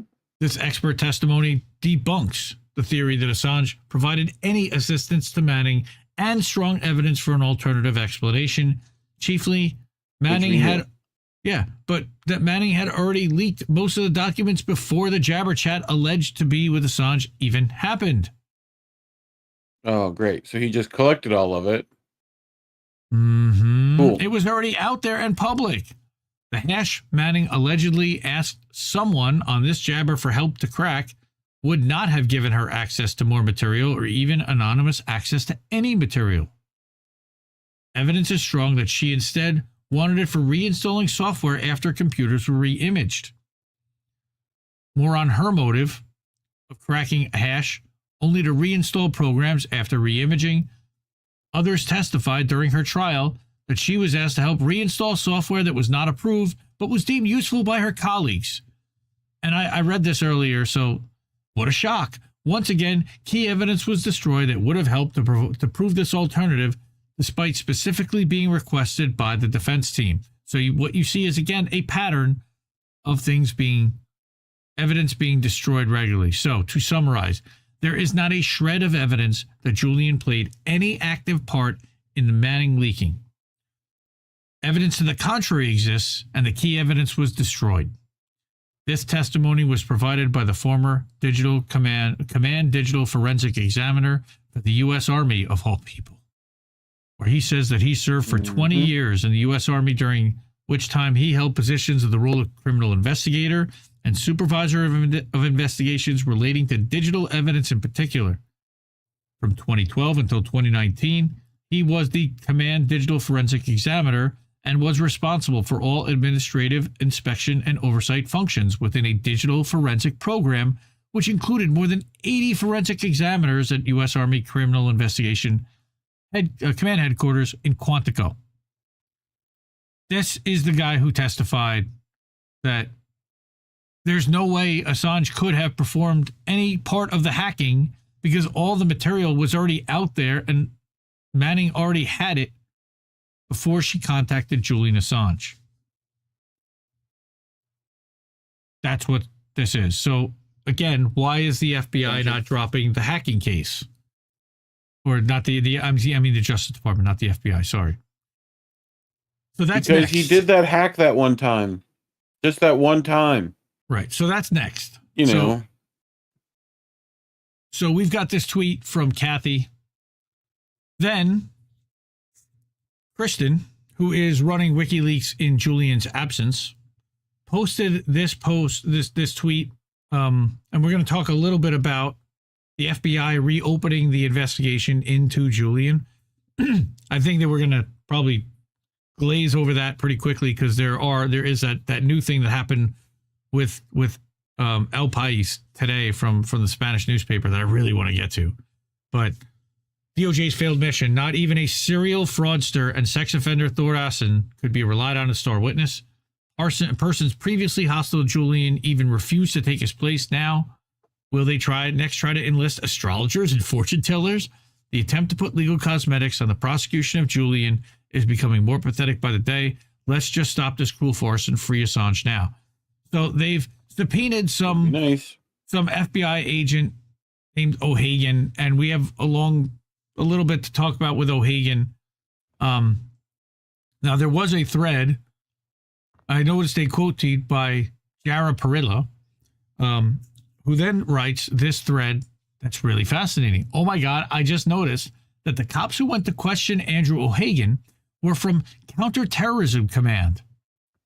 I previously wrote that UK and USA might have secretly classified Julian as a terrorist, which would explain the bizarre twists in his case. And now I'm going to pause for a second, and we're going to open up to that thread, because that I found fascinating as well. Okay, let's go back. Yeah. Okay, perfect.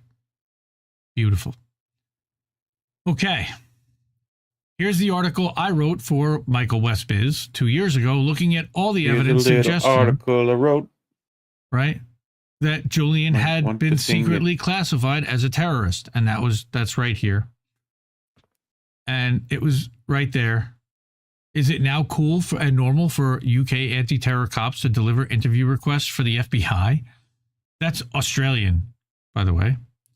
Empire State Building in London. Oh, Empress. You know what? I read that 3 times when I saw Empire State Building. I was like, wow, I didn't know there was an Empire State Building in London. No, someone's been Pavloved on that. The Empress State Building. Sorry. Maybe that's where the Empire State Building even got its idea from. I don't know. But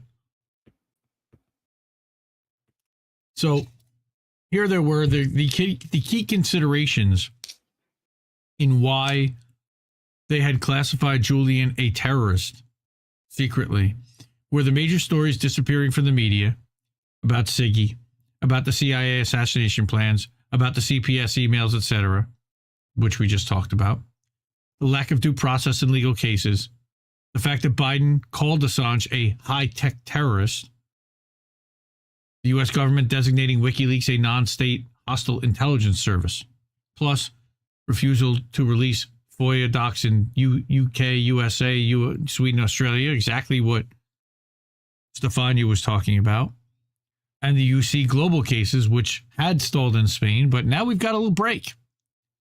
And then, of course, the maximum security jail with strip searches for court appearances. So, will the UK cops ever use anti-terror laws to access O'Hagan's tapes? Would we ever know if they did?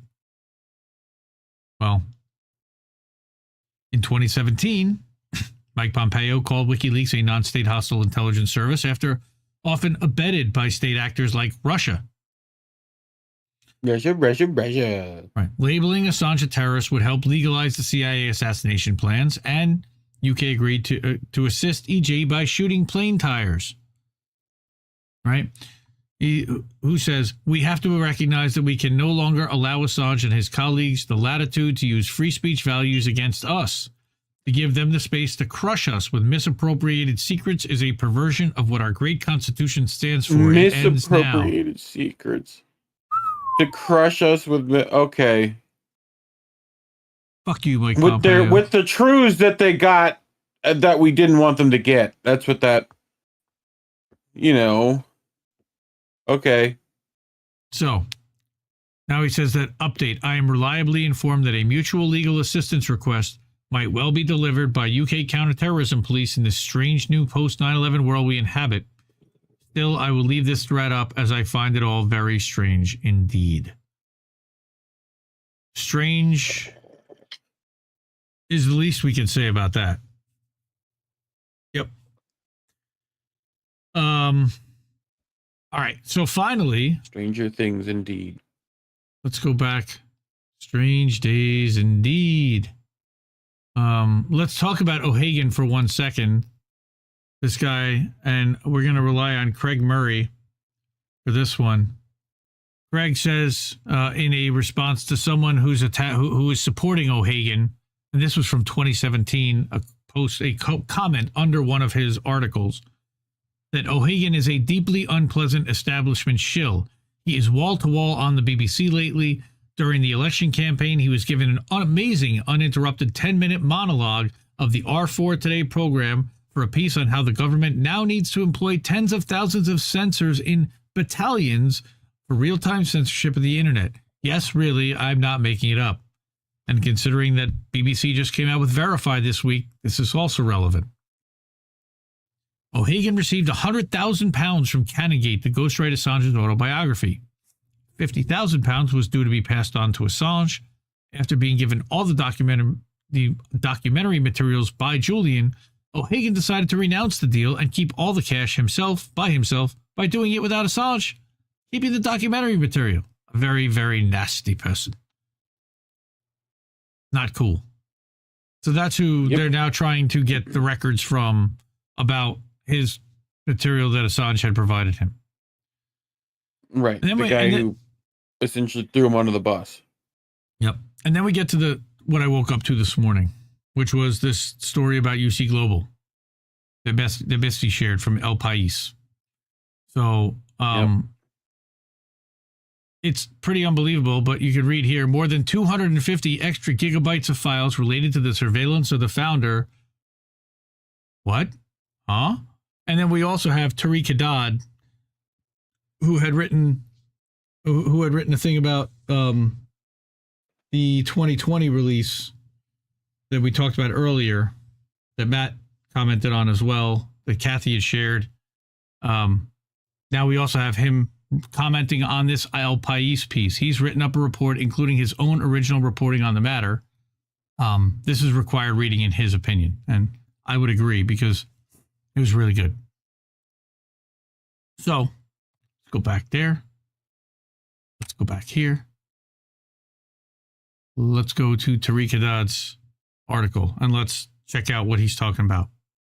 But before we do that, let's go first to the El Pais article, because I do want to give credit to the man who wrote this article. And there's video here, and it's kind of heartbreaking, but I want to show this too. All right. So the writer is JOSÉ MARÍA IRUJO. I want to make sure we've got volume up. Good. And go.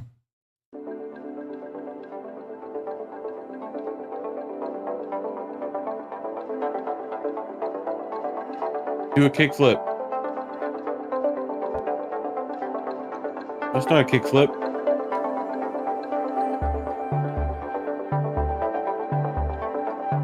Channel your inner Rodney Mullen. Do it.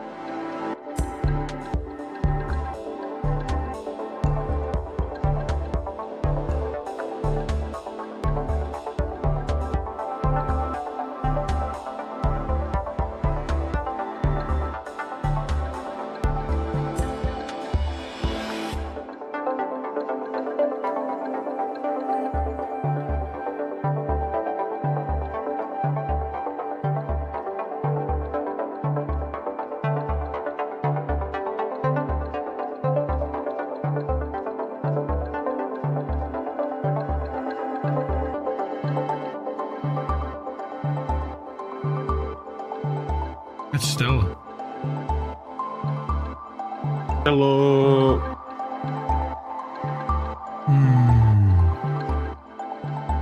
Jesus.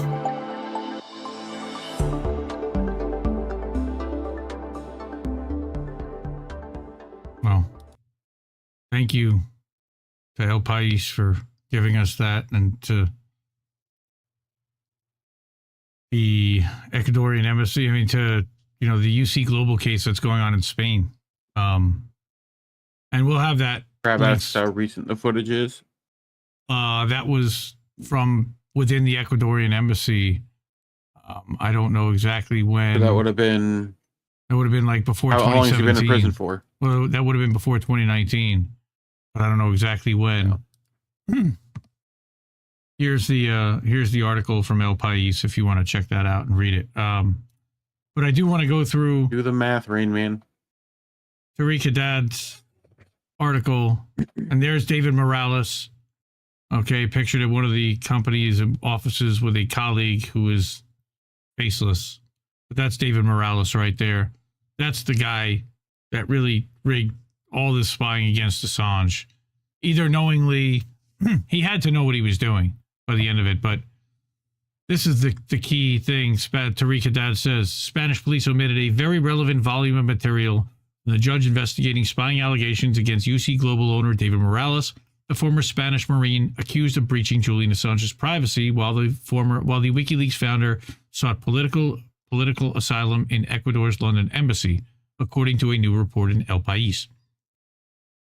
An investigation into Morales was opened by Spain's Audiencia Nacional, a Madrid court with national jurisdiction to investigate major crimes in July 2019.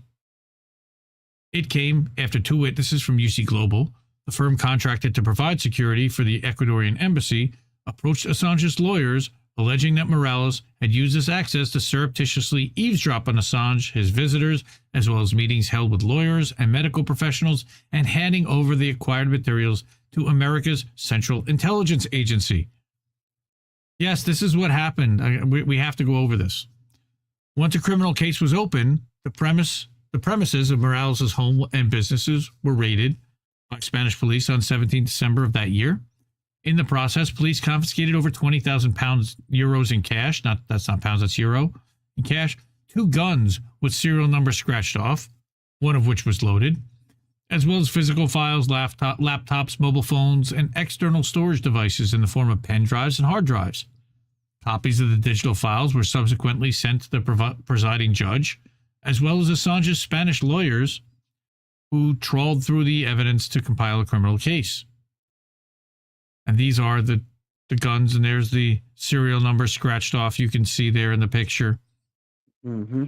However, in going through the files, exceeding 1.5 terabytes of data, Assange's lawyers noted that a number of the files were corrupted in the copying process, making them inaccessible.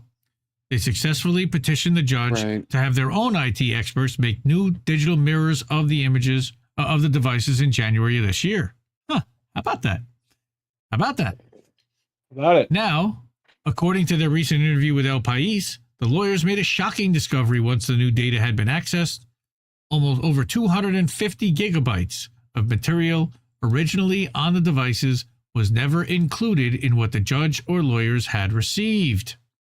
It includes a staggering total of 551,616 files and 973 emails previously unseen. Among them is a folder titled Operations and Projects, like projectiles, in which further directories are broken down by region. Going to North America and then to USA, a folder is found within the title CIA.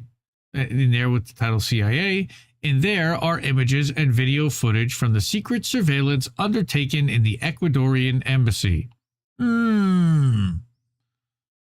There are also files labeled Ladies' Toilet, where UC Global placed hidden microphones after learning that that's where Assange took his lawyers in an attempt to evade other forms of surveillance. Also that his lawyers were women, Jen Robinson and Amal Clooney, or Amal, I don't know what her name was before, and then later on, Stella Morris. Others were labeled Fidel, as in reference to Fidel Narvaez, the former Ecuadorian consul who attempted to help Assange escape the embassy by means of a diplomatic passport. The finding is hugely significant, although previously received files showed Morales texting his colleagues with multiple references to working with the American client, American Intelligence, and the Agency of Stars and Stripes, in addition to bank, phone, and flight records placing him in various American cities when key decisions were made, there never appeared to be an explicit reference to the CIA. That is now not the case, and it should be instrumental in proving the criminal case against Morales, as well as to the civil suit in the Southern District of New York filed against the CIA and its former director, Mike Pompeo, on behalf of Margaret Ratner Kunstler, Deborah Herbeck, John Getz, and Charles Glass as the plaintiffs. Further still, this now becomes the second instance of Spanish police appearing to obstruct the Assange investigation. Everybody obstructed the Assange investigation under orders from the U.S. and CIA. That's my own addition. That's not Tareq's assessment. In a January meeting with Assange's lawyers in Spain, Aitor Martinez told the author of this piece that following a December 2017 break-in at his firm's offices in Madrid, the ILOCAD practice set up by a former judge, Baltasar Garzón, the matter was investigated, but when Martinez followed up, police said there was no file in existence in relation to the break-in.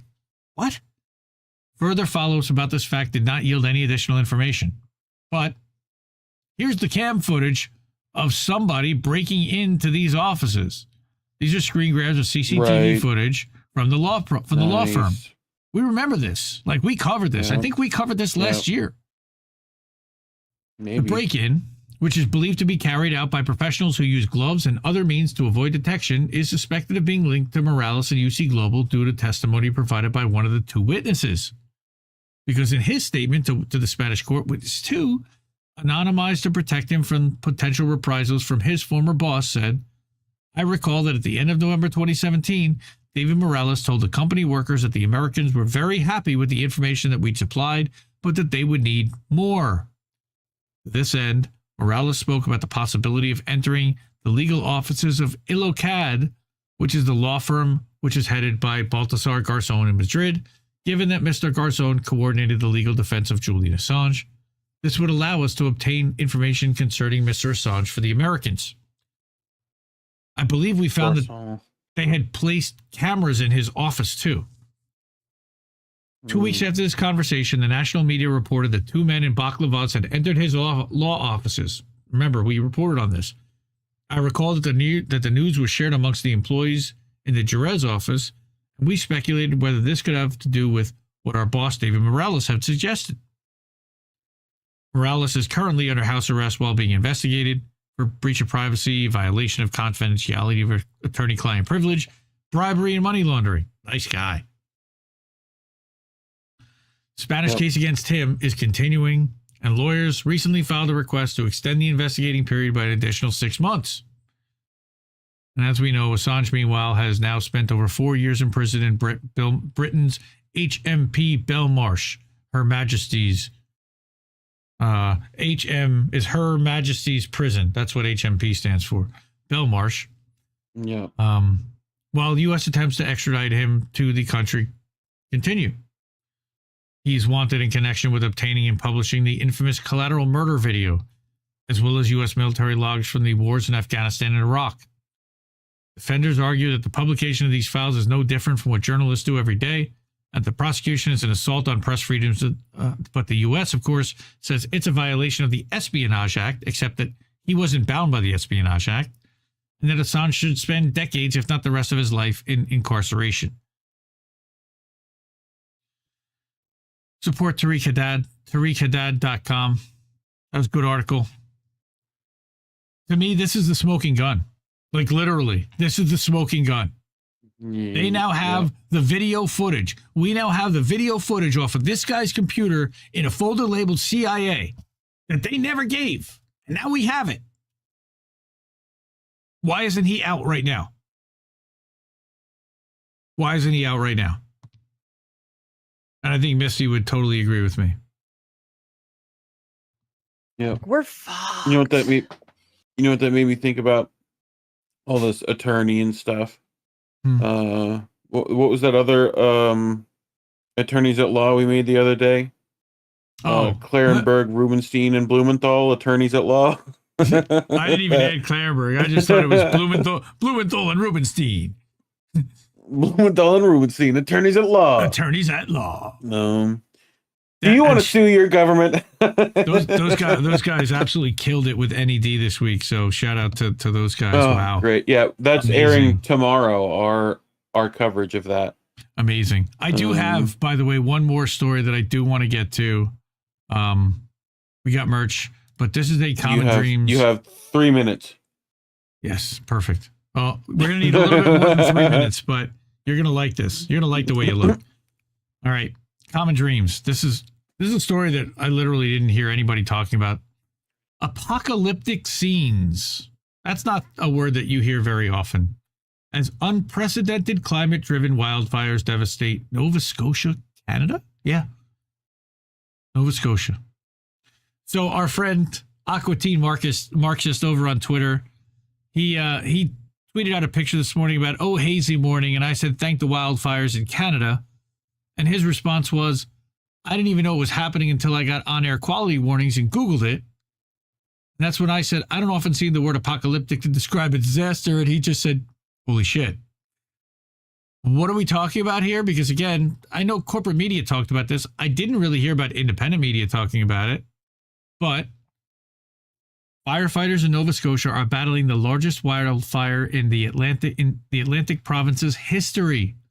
Officials say that on the fire, the southern tip of the province has burned about 20,000 hectares, with flames reaching nearly 100 meters or 328 feet in height. What does a 328-foot flame look like? I don't want to know.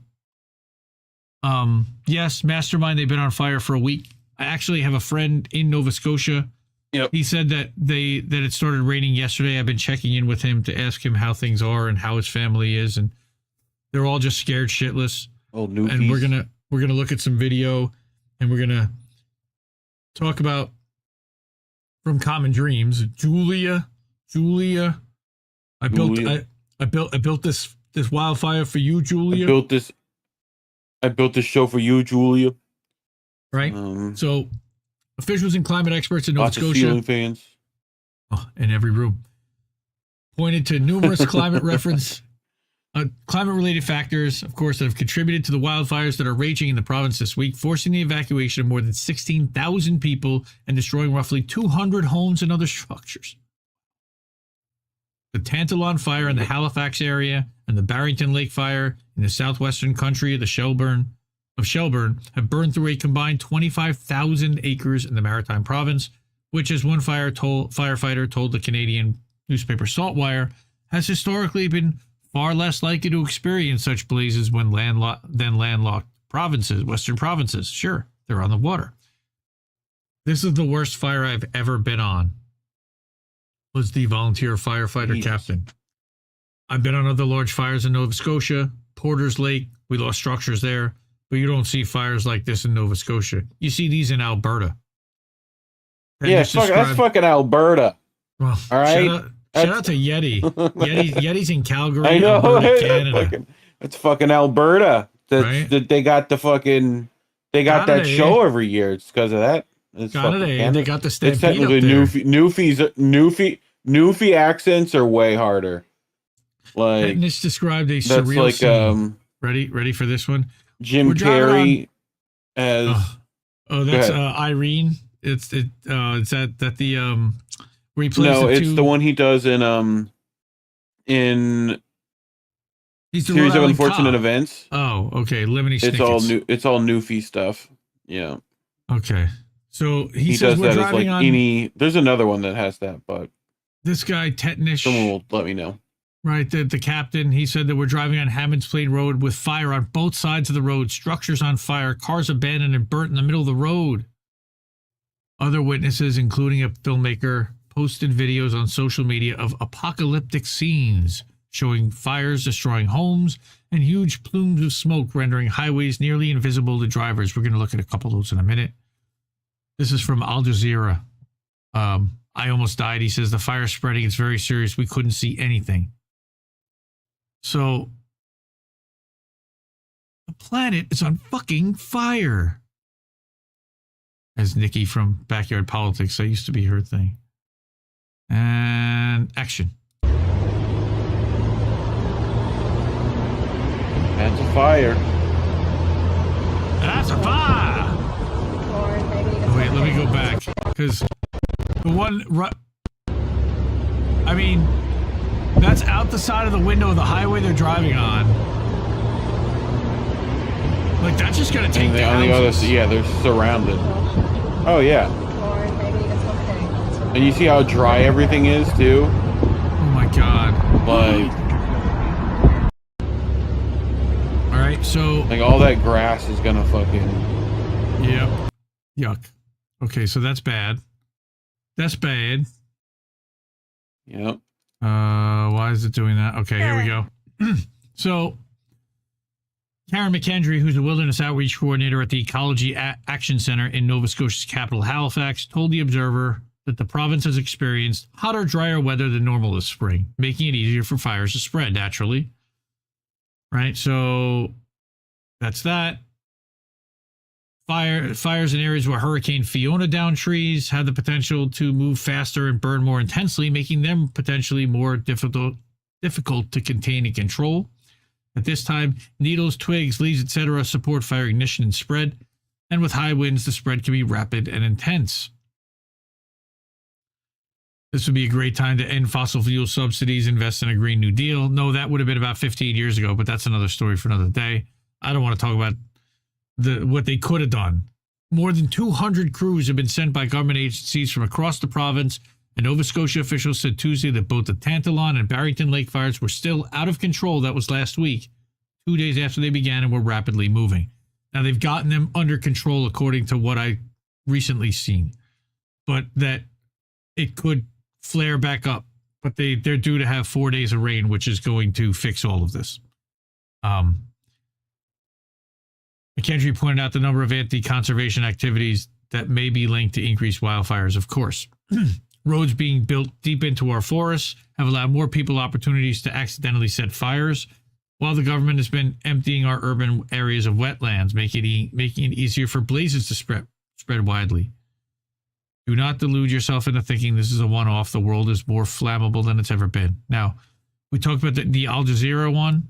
Here's the Al Jazeera one. Also, cray. It's fire. Yep. Whoa, I need to go. Okay, go. Can't see anything.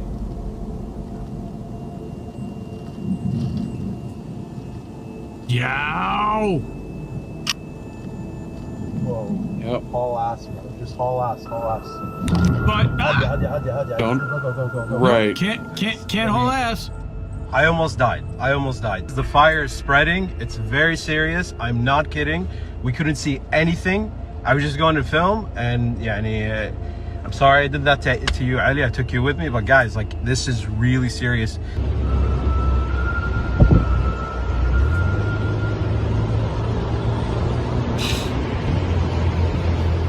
That's a house. Jesus. That's a pool? That's a pool. That's power lines. That's a lot of damage!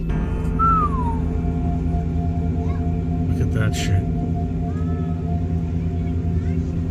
I mean, if that doesn't scream, I'm in danger. Just that sky. Danger, Will Robinson. Danger.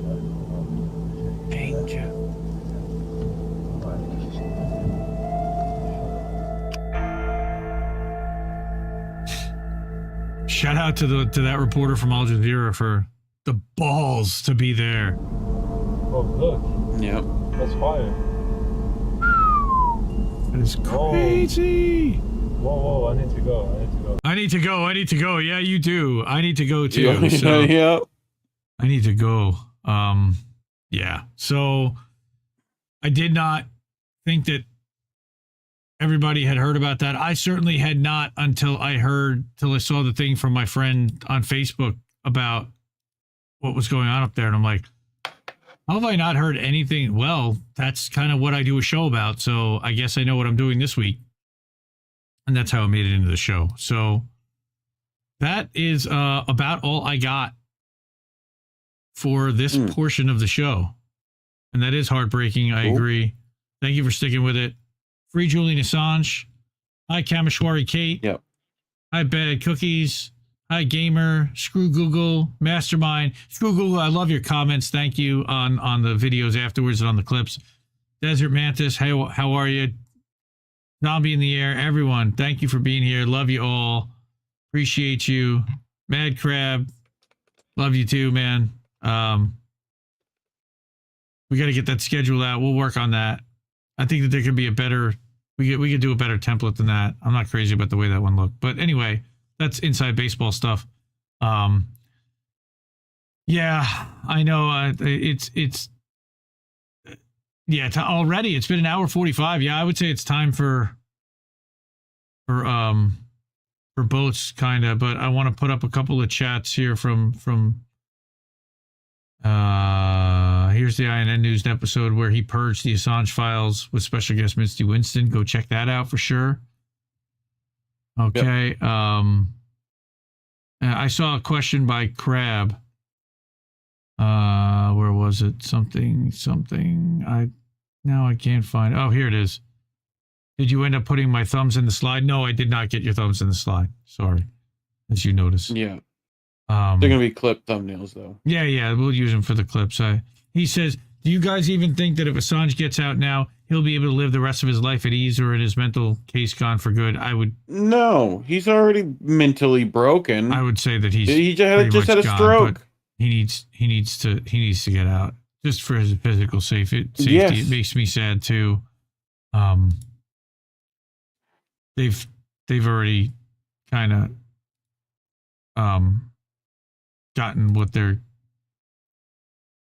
mastermind hour. Hey now, Margot Robbie. Okay, sure. Sebastiano, we got Volcano. Is that another? Do I smell bacon in the house too? Good gracious. Okay. Let's get to some boats. Okay, hold on. Let's see. Pacheco.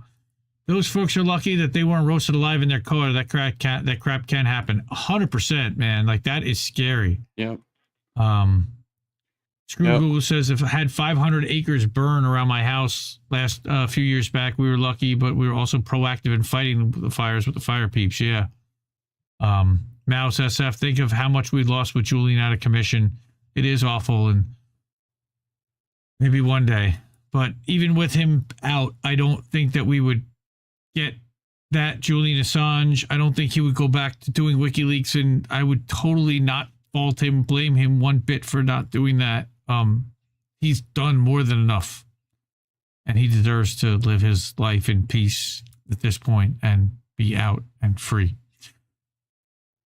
With that, let's go boats. And I watch mindless shit, boats that smash into other boats. Yeah, people are ready for boats. Oh, I'm ready for boats. Let's do this. Let's do this. It's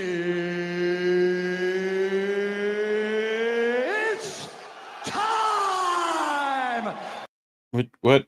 Why is this? Oh, I know why. Don't worry, friends. I can fix things. By doing You're this. on the wrong screen. There we go. Boats. Look at that. Boats. Boats. I can play 5 seconds of music, right? That's it's like this is like a show within a show, everybody, and it's the cool kids show because we don't put out clips of this usually. Like, nobody knows this happens unless you watch live. So consider yourselves fortunate. If it's less than 5 seconds, it's fair use, right? That's the rule. Sure, that's the rule. What'd you do? I've heard the rule. No sound. Long way to go and a short time to get there. That's the music. We got a long way to go and a short time to get there. Yep. Yeah. He makes it on the trailer, which is pretty impressive. He didn't want to have to back that trailer into the water, I guess. No need to back it when you have 25 milligram gummy bear and 3 shots of tequila. That's what the tweet said. That's what the thing's tweet said. Yeah. Yep. Uh-oh. More boats. We know what this show is. Uh-oh. Boats smashing into piers. Uh-oh.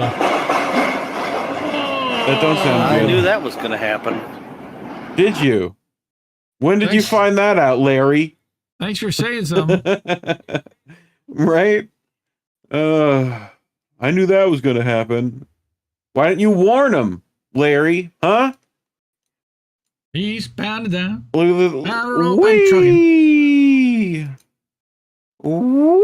Wow. That's like water skiing on one ski. That reminds me of like slalom skiing. It's like he's on the outboard. He's just hydroplaning it off the outboard. That's legit. Nice.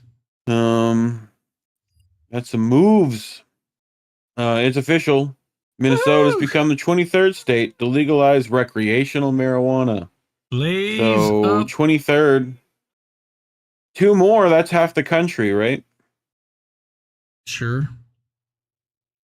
If we're 50 states, then 2 more, and then 3 more, we're getting a majority. Blaze up, Minnesota fams.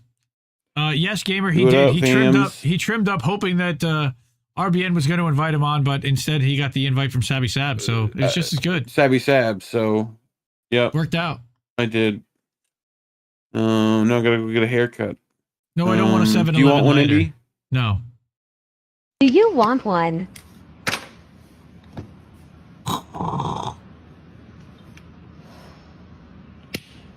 Nice. That I do want, yes. You sure you don't want one? Okay. What? That's insane.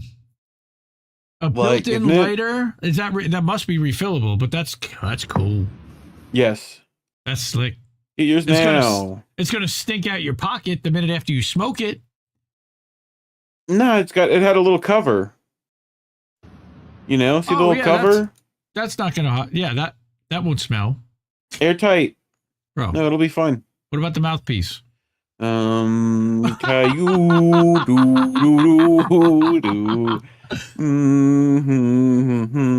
Oh my god. You gotta send that to Fee. Can you send that to Fee? They may arrest her just for looking at that over there. Sure. Where's this down here? I'll let you send it to Fee. Thank you. I'll send that to Fee. You're welcome. Very thankful. Very thankful. What else we got? Oh, this is your new trick. Ready? Action. You take your straw. Yes. You poke a hole in the straw. It's coffee and weed together. You're drinking and smoking. And then put your joint in there. Then you light your joint. Make sure to really torch the end. And then you have coffee and weed. But is she getting a drink? Is she getting a drink while she's... I don't think she's actually drinking while smoking. Because that would be weird. I think... Well, do it with a clear straw next time. Well, no, so that we know. I think she's doing both, like, but not simultaneously. Like, you take a hit, and then... No bonnet. No bonnet. No bonnet. This was titled, like, The Guy in the Math Book. You've got 12 hours and 3 friends to eat every banana in here for $10,000. Who are you choosing? I'm definitely choosing Indy as one. Donkey Kong. I am choosing we gotta Kong. save the world. No. Yep. No bonnet. No You're bonnet. not getting that. You're not getting that $10,000. Oh, I also need to. Oh shit. Where's that in ShareX? I had to find it. Hold on. Let's do the next thing. While I look. There you go. There's your favorite band. Dads. The band. With the dad Music bod on by the back. dads. For dads. With the dad bod on the back. Can you read the playlist? Yep. Can you read the sound check? Ask Your Mom, Golf in USA, BBQ Nights, Time Flies When You're Building a Deck, Get a Job, Just Resting My Eyes, Not in My House, Turning This Car Around. Wow, this is like everything I said today. Stocks with sandals. Hi, Hungry, I'm Dad, featuring Pitbull. Stud finding stud. Oh. Stud finding stud, nice. And hands off that thermostat. Mm-hmm. Hands off that thermostat. Funny. 12, incredible. Produced by Rockaway Records for just $2.99. It can be all yours. What does the Tesla of wallets do? Where's my what? There we go. Do your money and ID. And resume. Yeah. What does it do? Huh? I don't even want to know. What do you think it does? Chat, what do you think it does? What do you think the Tesla of wallets does to your money? I feel like there's a joke in there. Makes it disappear? Makes it disappear. Charges you $8 to use it. There's jokes there, you know? There is. Okay. Why? Explain. Well, you need to prepare that palate. You gotta get them started. That's right. Beefy 5-layer burrito by Gerber. That's right. I mean, it's pretty much a Gerber product. Pretty much. Okay, you gotta do some reading here. No, ready? I don't want to read. What does it say? Connection is fun. Connection is fun. That's it. That's what that says. Is that what that says? That connection. Okay. Yes. Connection is fun. Yes. Yep. I love that Dad's like, yep, that's what it is. Connection is fun. Yep. Dude, watch this shit. You ready? Let's see if your reflexes, reaction time is as good. Yeah.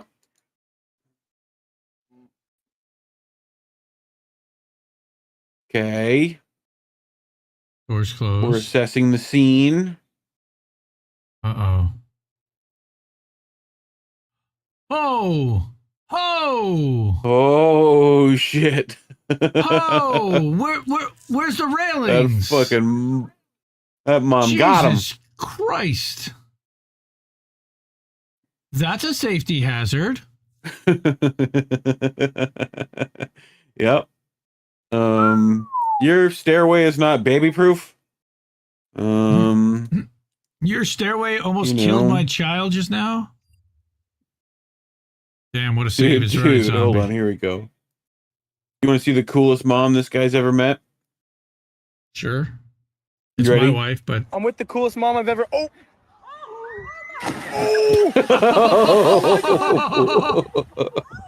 I'm with the coolest mom I've ever. Oh.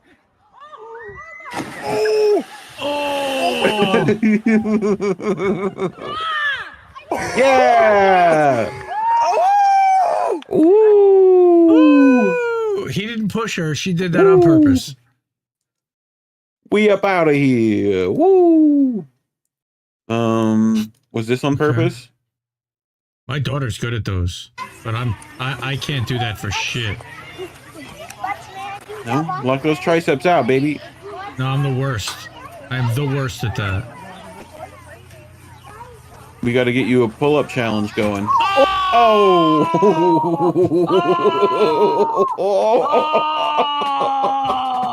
No! Oh God! I just woke my son up. Great.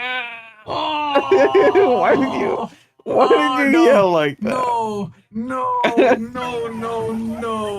Let's run that back. Oh,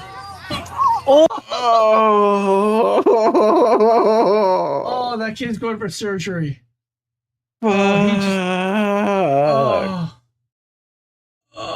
Videos that end too soon. Oh, you son of a... That could have ended with a bang. Seriously, you could have ended the show with that. That was so bad.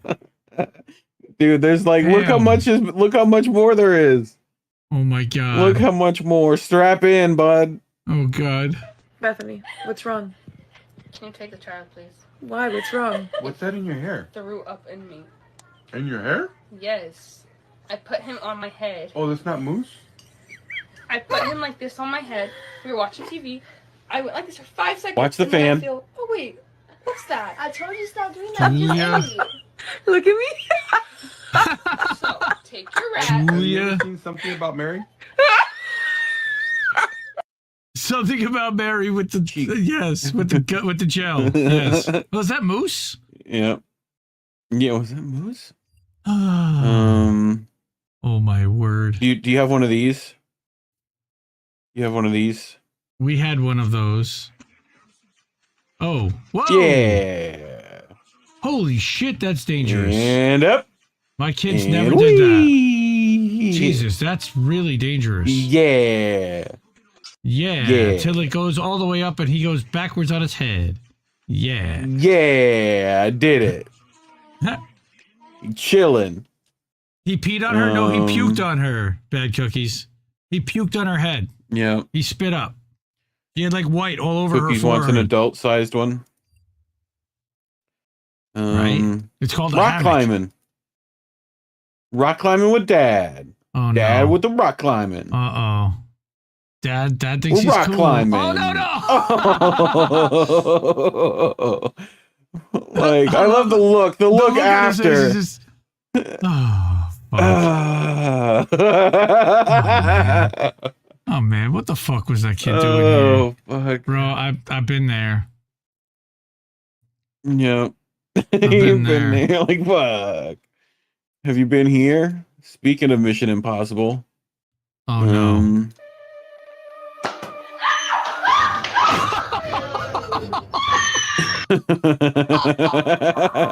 What a shot. Oh, with the paint, dude. On the black couch. On her face. The whole painting Listen to the- is listen to literally this- on her face. Listen to the scream. Listen to the... That was the kid who knew he fucked up.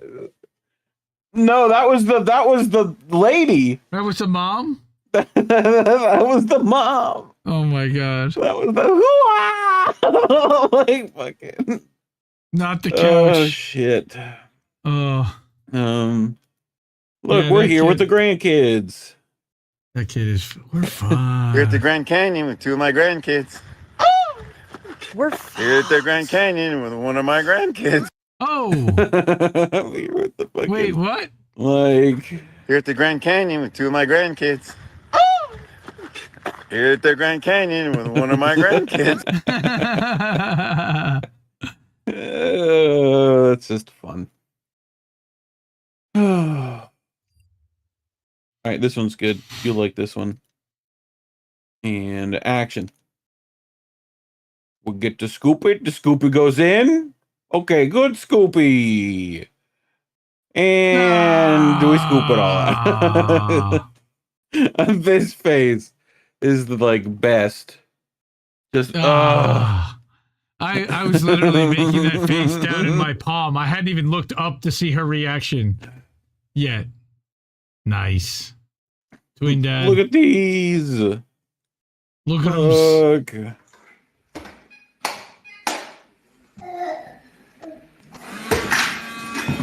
Oh no, the Roomba. Nice. Don't come at me. They I just asked love for the- it. Nice. Yep. iRobot. iRobot. Ready? Action. No.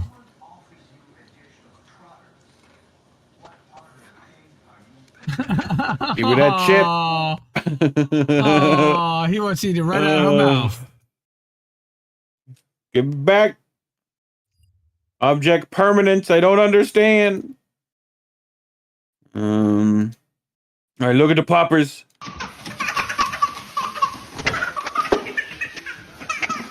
Uh-oh. Whee! Uh-oh.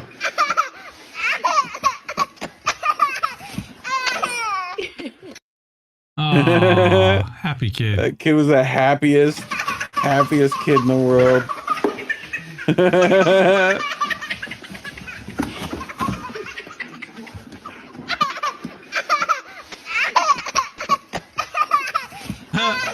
Brad says, "Oh my God, that's my dog." There's my dog. A mouse Yeah, SF. go My friend was Poppers. telling me to be careful hiking at the GC and fell off a 30-foot cliff while lecturing me, and all I could think was, shit, he had the keys. That's great. Shit, he had the keys. That's great. Great. Okay, so have you learned about Gladys yet? No. White Gladys? Okay, so White Gladys is an orca who was wronged many years ago by a boat and who has been sinking them ever since and is now giving the other orcas tutorials on how to sink boats. Okay? Right? So here it is. Killer whales learn to sink yachts off Gibraltar, hell-bent on revenge after being hit by a boat. An orca named Gladys is now teaching others to attack, researchers believe. A vengeful killer whale called Gladys is teaching gangs of orcas to attack yachts around Gibraltar and has already struck 3 boats, Putin puppet, sinking 2 of them. It may read something out of Moby Dick, but in Wait. this case, truth You're is stranger than fiction. What? You're frozen. Why does it do that? Why? Hello. Hello. Okay. Hello. Fine. We'll just use Boncam for a while. Hello. A vengeful killer whale called Gladys is teaching gangs. We read that. Strange Don't fuck researchers around, believe Gladys. that female orca called White Gladys is seeking revenge after being traumatized by a collision with a boat or being trapped in a illegal fishing net. So, don't fuck with orcas. That's look, right. there's the boat. Her attacks are now being copied by the rest of the nearby killer whale population, which has learnt how to ram vessels from their ringleader. The matriarch is tutoring younger whales in the art of sinking boats, raising the prospect of future generations continuing the war on humans for years. Oh, Himbo says that White Gladys has definitely read Marx.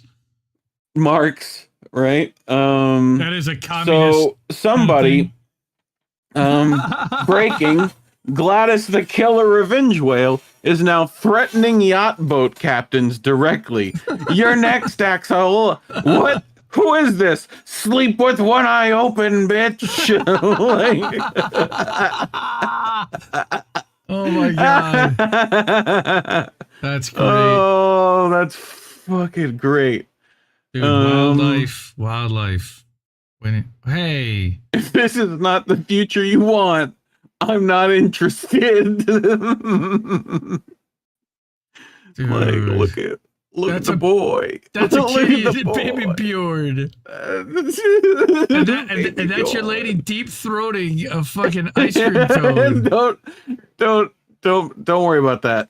Just worry about the cute little cat there. Oh my God. Or is she deep throating a carrot? I can't tell from the backwards.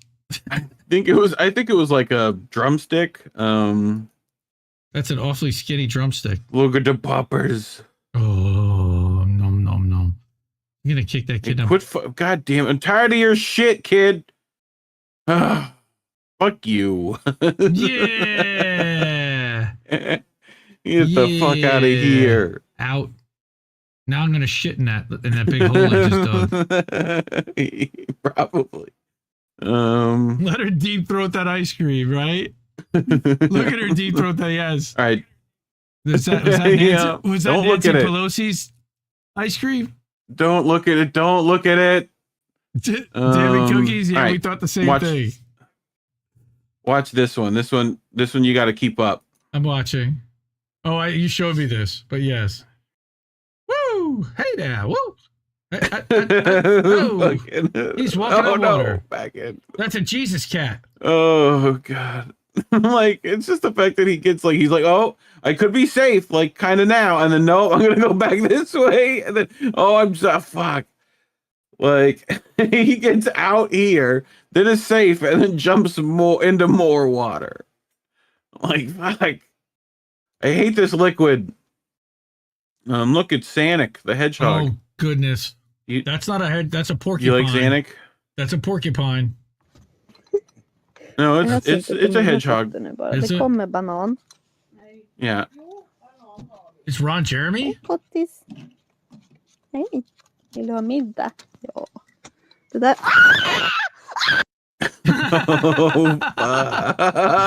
Yeah, I would not want to get bit by Ron Jeremy. That's Sanic. Sanic the Hedgehog. Sanic. Sanic. What's wrong with you?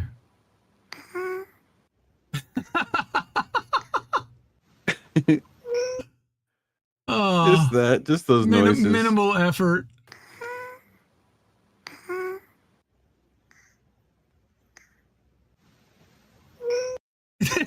He's like on a D, you know, like that's a beautifully whispered D. No more indica for that cat. That's right, Cookies. Oh, that's funny. Jesse needs to like clip that out and use that for his next thing. Oh, he will definitely. Yes, Jesse, get your machine. What Pokemon is this? What Pokemon is this? Pokemon go to the polls. Someone tell me what Pokemon this is. Brown Seal? That's just probably Brown Mudseal. Mudseal. Cookies, stop. What else we got? Stop it. You just put the same thing up. Brown Seal? Damn it. Right, so gorillas make vocalizations to express satisfaction when they enjoy their food. They are also in a permanent state of flatulence because their food is almost exclusively fiber. Oh boy. So enjoy the sweet sounds of gorilla. My wife would not want me telling you this, but that's what my house has felt like for the last couple of days. No, I'm just kidding. I'm just kidding. I love her to death, and I'm just kidding.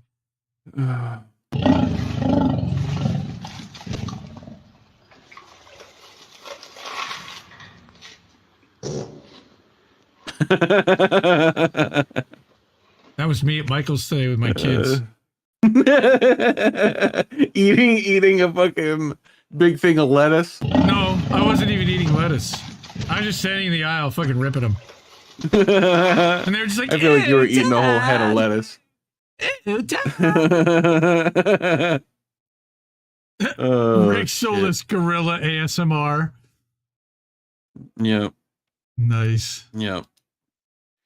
Look at the boy. He sneezed in the flower. Oh my God. Look at that him. face. Look at him. It's Tony Montana. Tony Montana. Say hello to my little friend. Say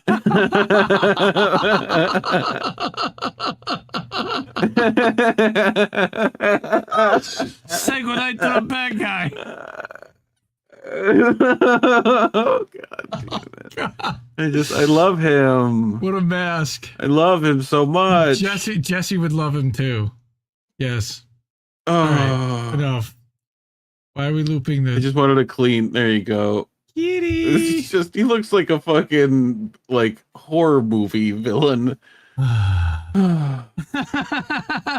the Hitler stash, with the stash too. Yeah, it's just like, would you like to play a game? Okay, this is a That's cock what and a that dog. seemed like. What is this?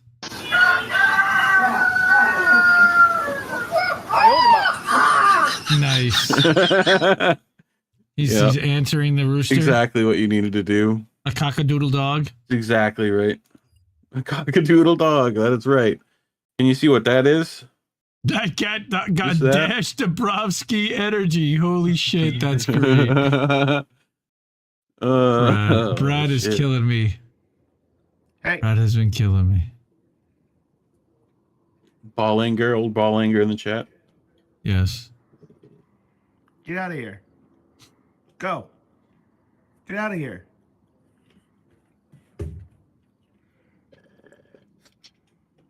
Go away. Stop it.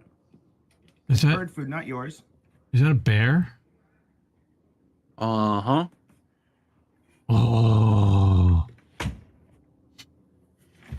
Oh fuck! Oh, fuck. shit! Oh, fuck. I don't think that lock is gonna stop that bear if he wants to get in. Yeah, I mean it was just like fucking. Bob, get the fuck out of there.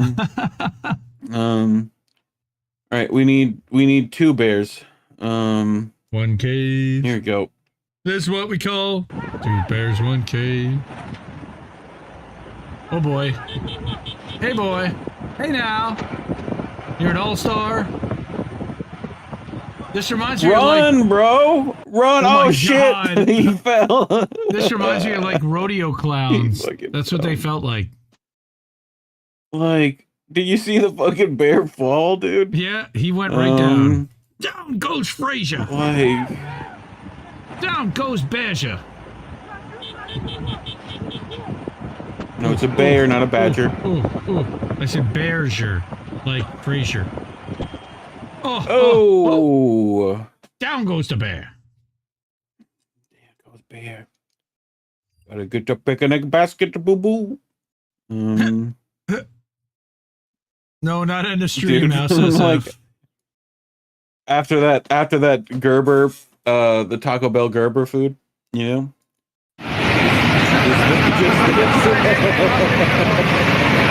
Holy shit!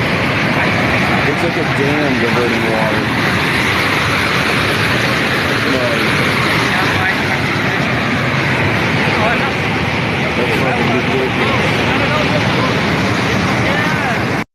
Like, holy shit.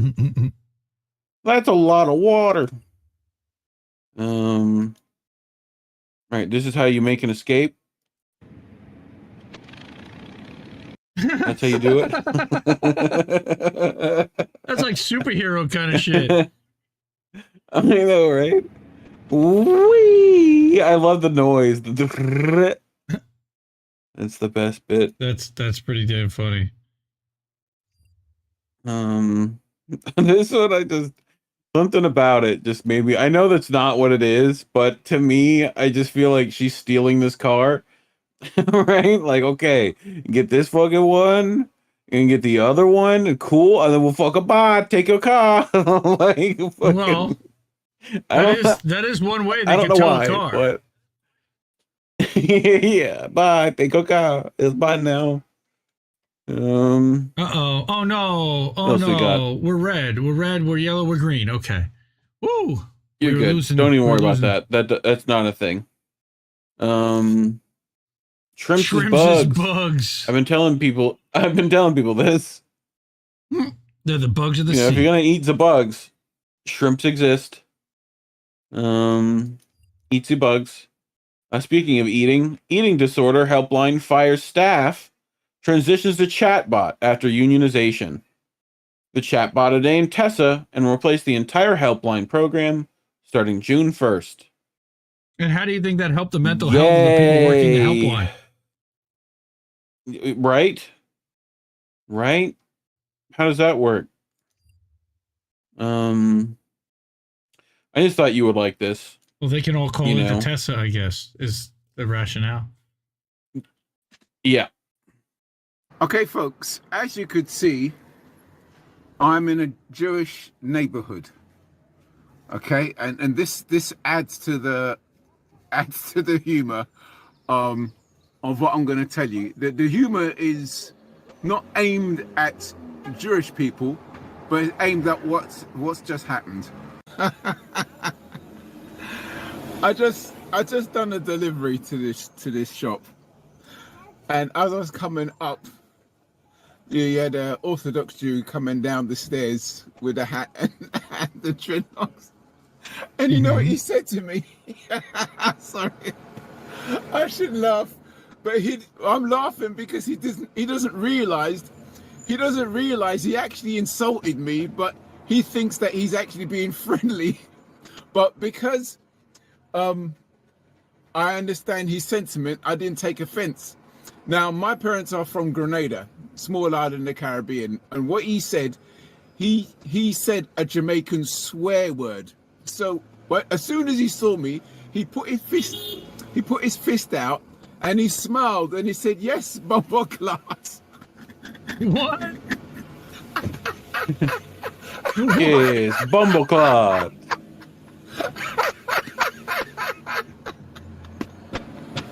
If you went to Jamaica and you call somebody a bumper class, You get his ass kicked.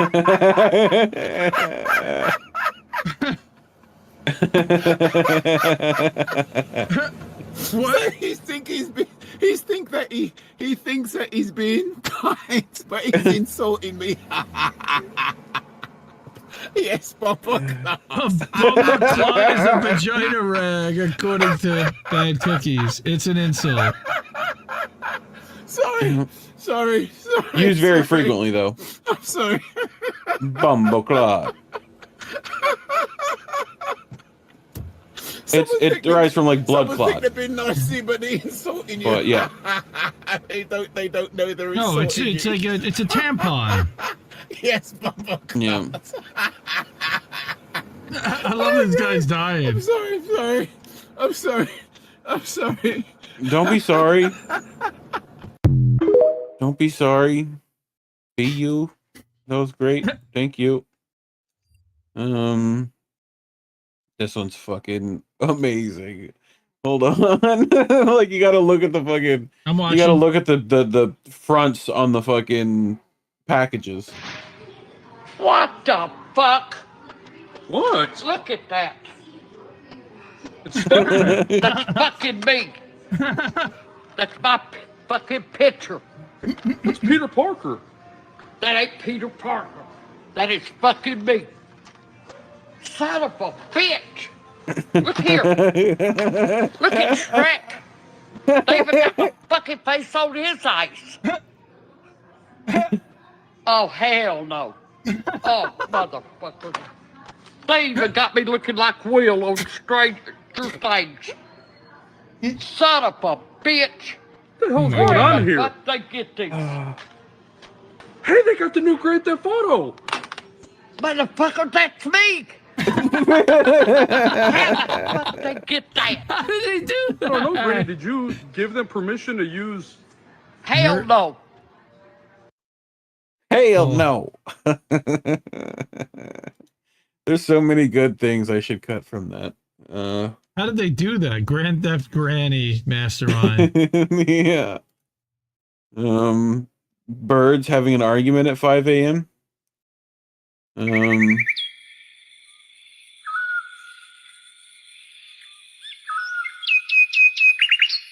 Bro. That's my chimney. I hear that shit coming down my chimney. You're giving me trauma right now. At 5 a.m. And I want to murder those things, by the way. No, they're good little birds. They can go to you'll your like house, this one. fucko. She has a question for you. Men with no hose. Where are you?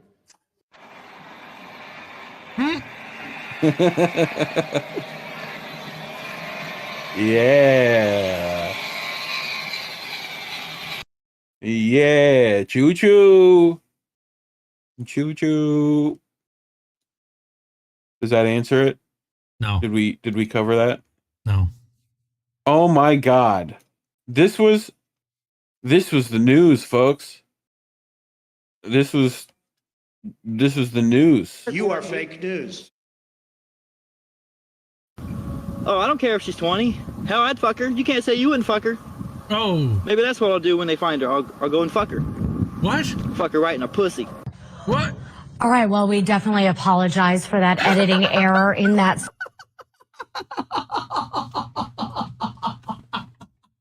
That was more than an editing error. That was way more than an editing error. That was not editing. Other than that's a control room error. I would call that an operator error. That was an editing error. That means they filmed the segment. And he's like, all right, cut that out. And they left it in. And then played it. And that was all they showed. That was the segment. Yeah. Like they he lost his job immediately. Him and the editor, too. Jesus Christ. All right, you ready for the greatest sports moment ever told? You ready for this? Oh.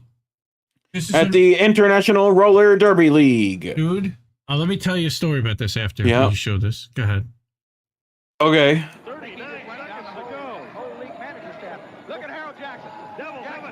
Look, it's Harold Jackson. Go on, Harold. He's gonna flip him over. Oh! Boom! Drop kick in the balls. And the whip. Go on, Harold. Woo! He's gonna pass 3 guys. 1, 2. Oh! He got past. There's 2 of them. He's got 1 more. He's gonna get them. Oh, he took him out of the knee. Oh my God! He's the best ever. No, Skinny Minnie. He's whatever. the best. Listen, there was a girl named Skinny Minnie that was the best. All right, now the funny story is that when I first moved out of my house at 22 or 23 years old, I had a roommate, and one of the things that we used to do was on Saturday night at 3 a.m. The Classic Sports Network, the ESPN Classic Sports Network, used to show Classic Roller Derby like that. And we would get fucking wasted and watch roller derby from 3 to 5 in the morning and fucking laugh our asses off. And this was a thing for like months. The dude drop kicked people with like... That's how I knew that he had 2 guys to pass. That he still had 3 to pass. How do you think I knew that? Because I've actually watched roller derby on you're Classic Rain Sports. Man. It's okay. Yes. It's okay. You're Rain Man. See, Bad Cookies. Okay, Bad Cookies and I are definitely vibing tonight. Something fierce. Yeah. This is Howard, our new intern. He has vowed to take on covert missions to seek out and destroy any civilian that wishes to pirate movies or music. Think twice before you put yourself in such a situation, and tag your friends so that they know. The CIA. This is the CIA, a new recruit for the CIA. Yeah, he works for Palantir. He also works for Palantir. Palantir. Yeah, that's he's like their mascot, Palantir's mascot. Yep. Where's my okay, cool. Exit. Oh boy, here we go. It's the guy. What we're gonna do, so I don't scream. Hey. I'm gonna put this harmonica in my mouth. Is he doing wax? So if it happens, I'll hear. Okay, so. Oh boy, he's gonna eat the goddamn harmonica. Do we want to do the ears or the nose first?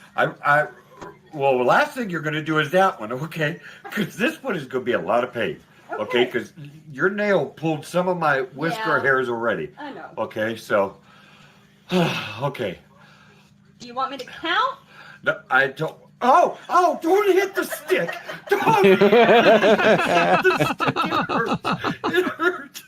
Okay. He can't even keep it in his mouth. We're just going to try something. Let's go. He's shaking hard.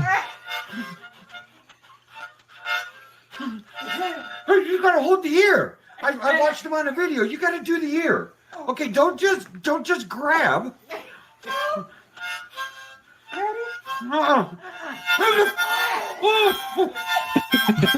didn't even do it. Did you get it? Oh, what do you mean no?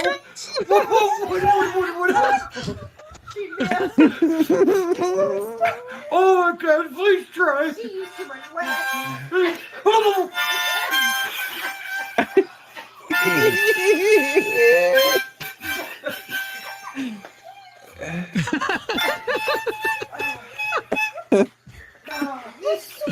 Go to the other side. Go to the other side.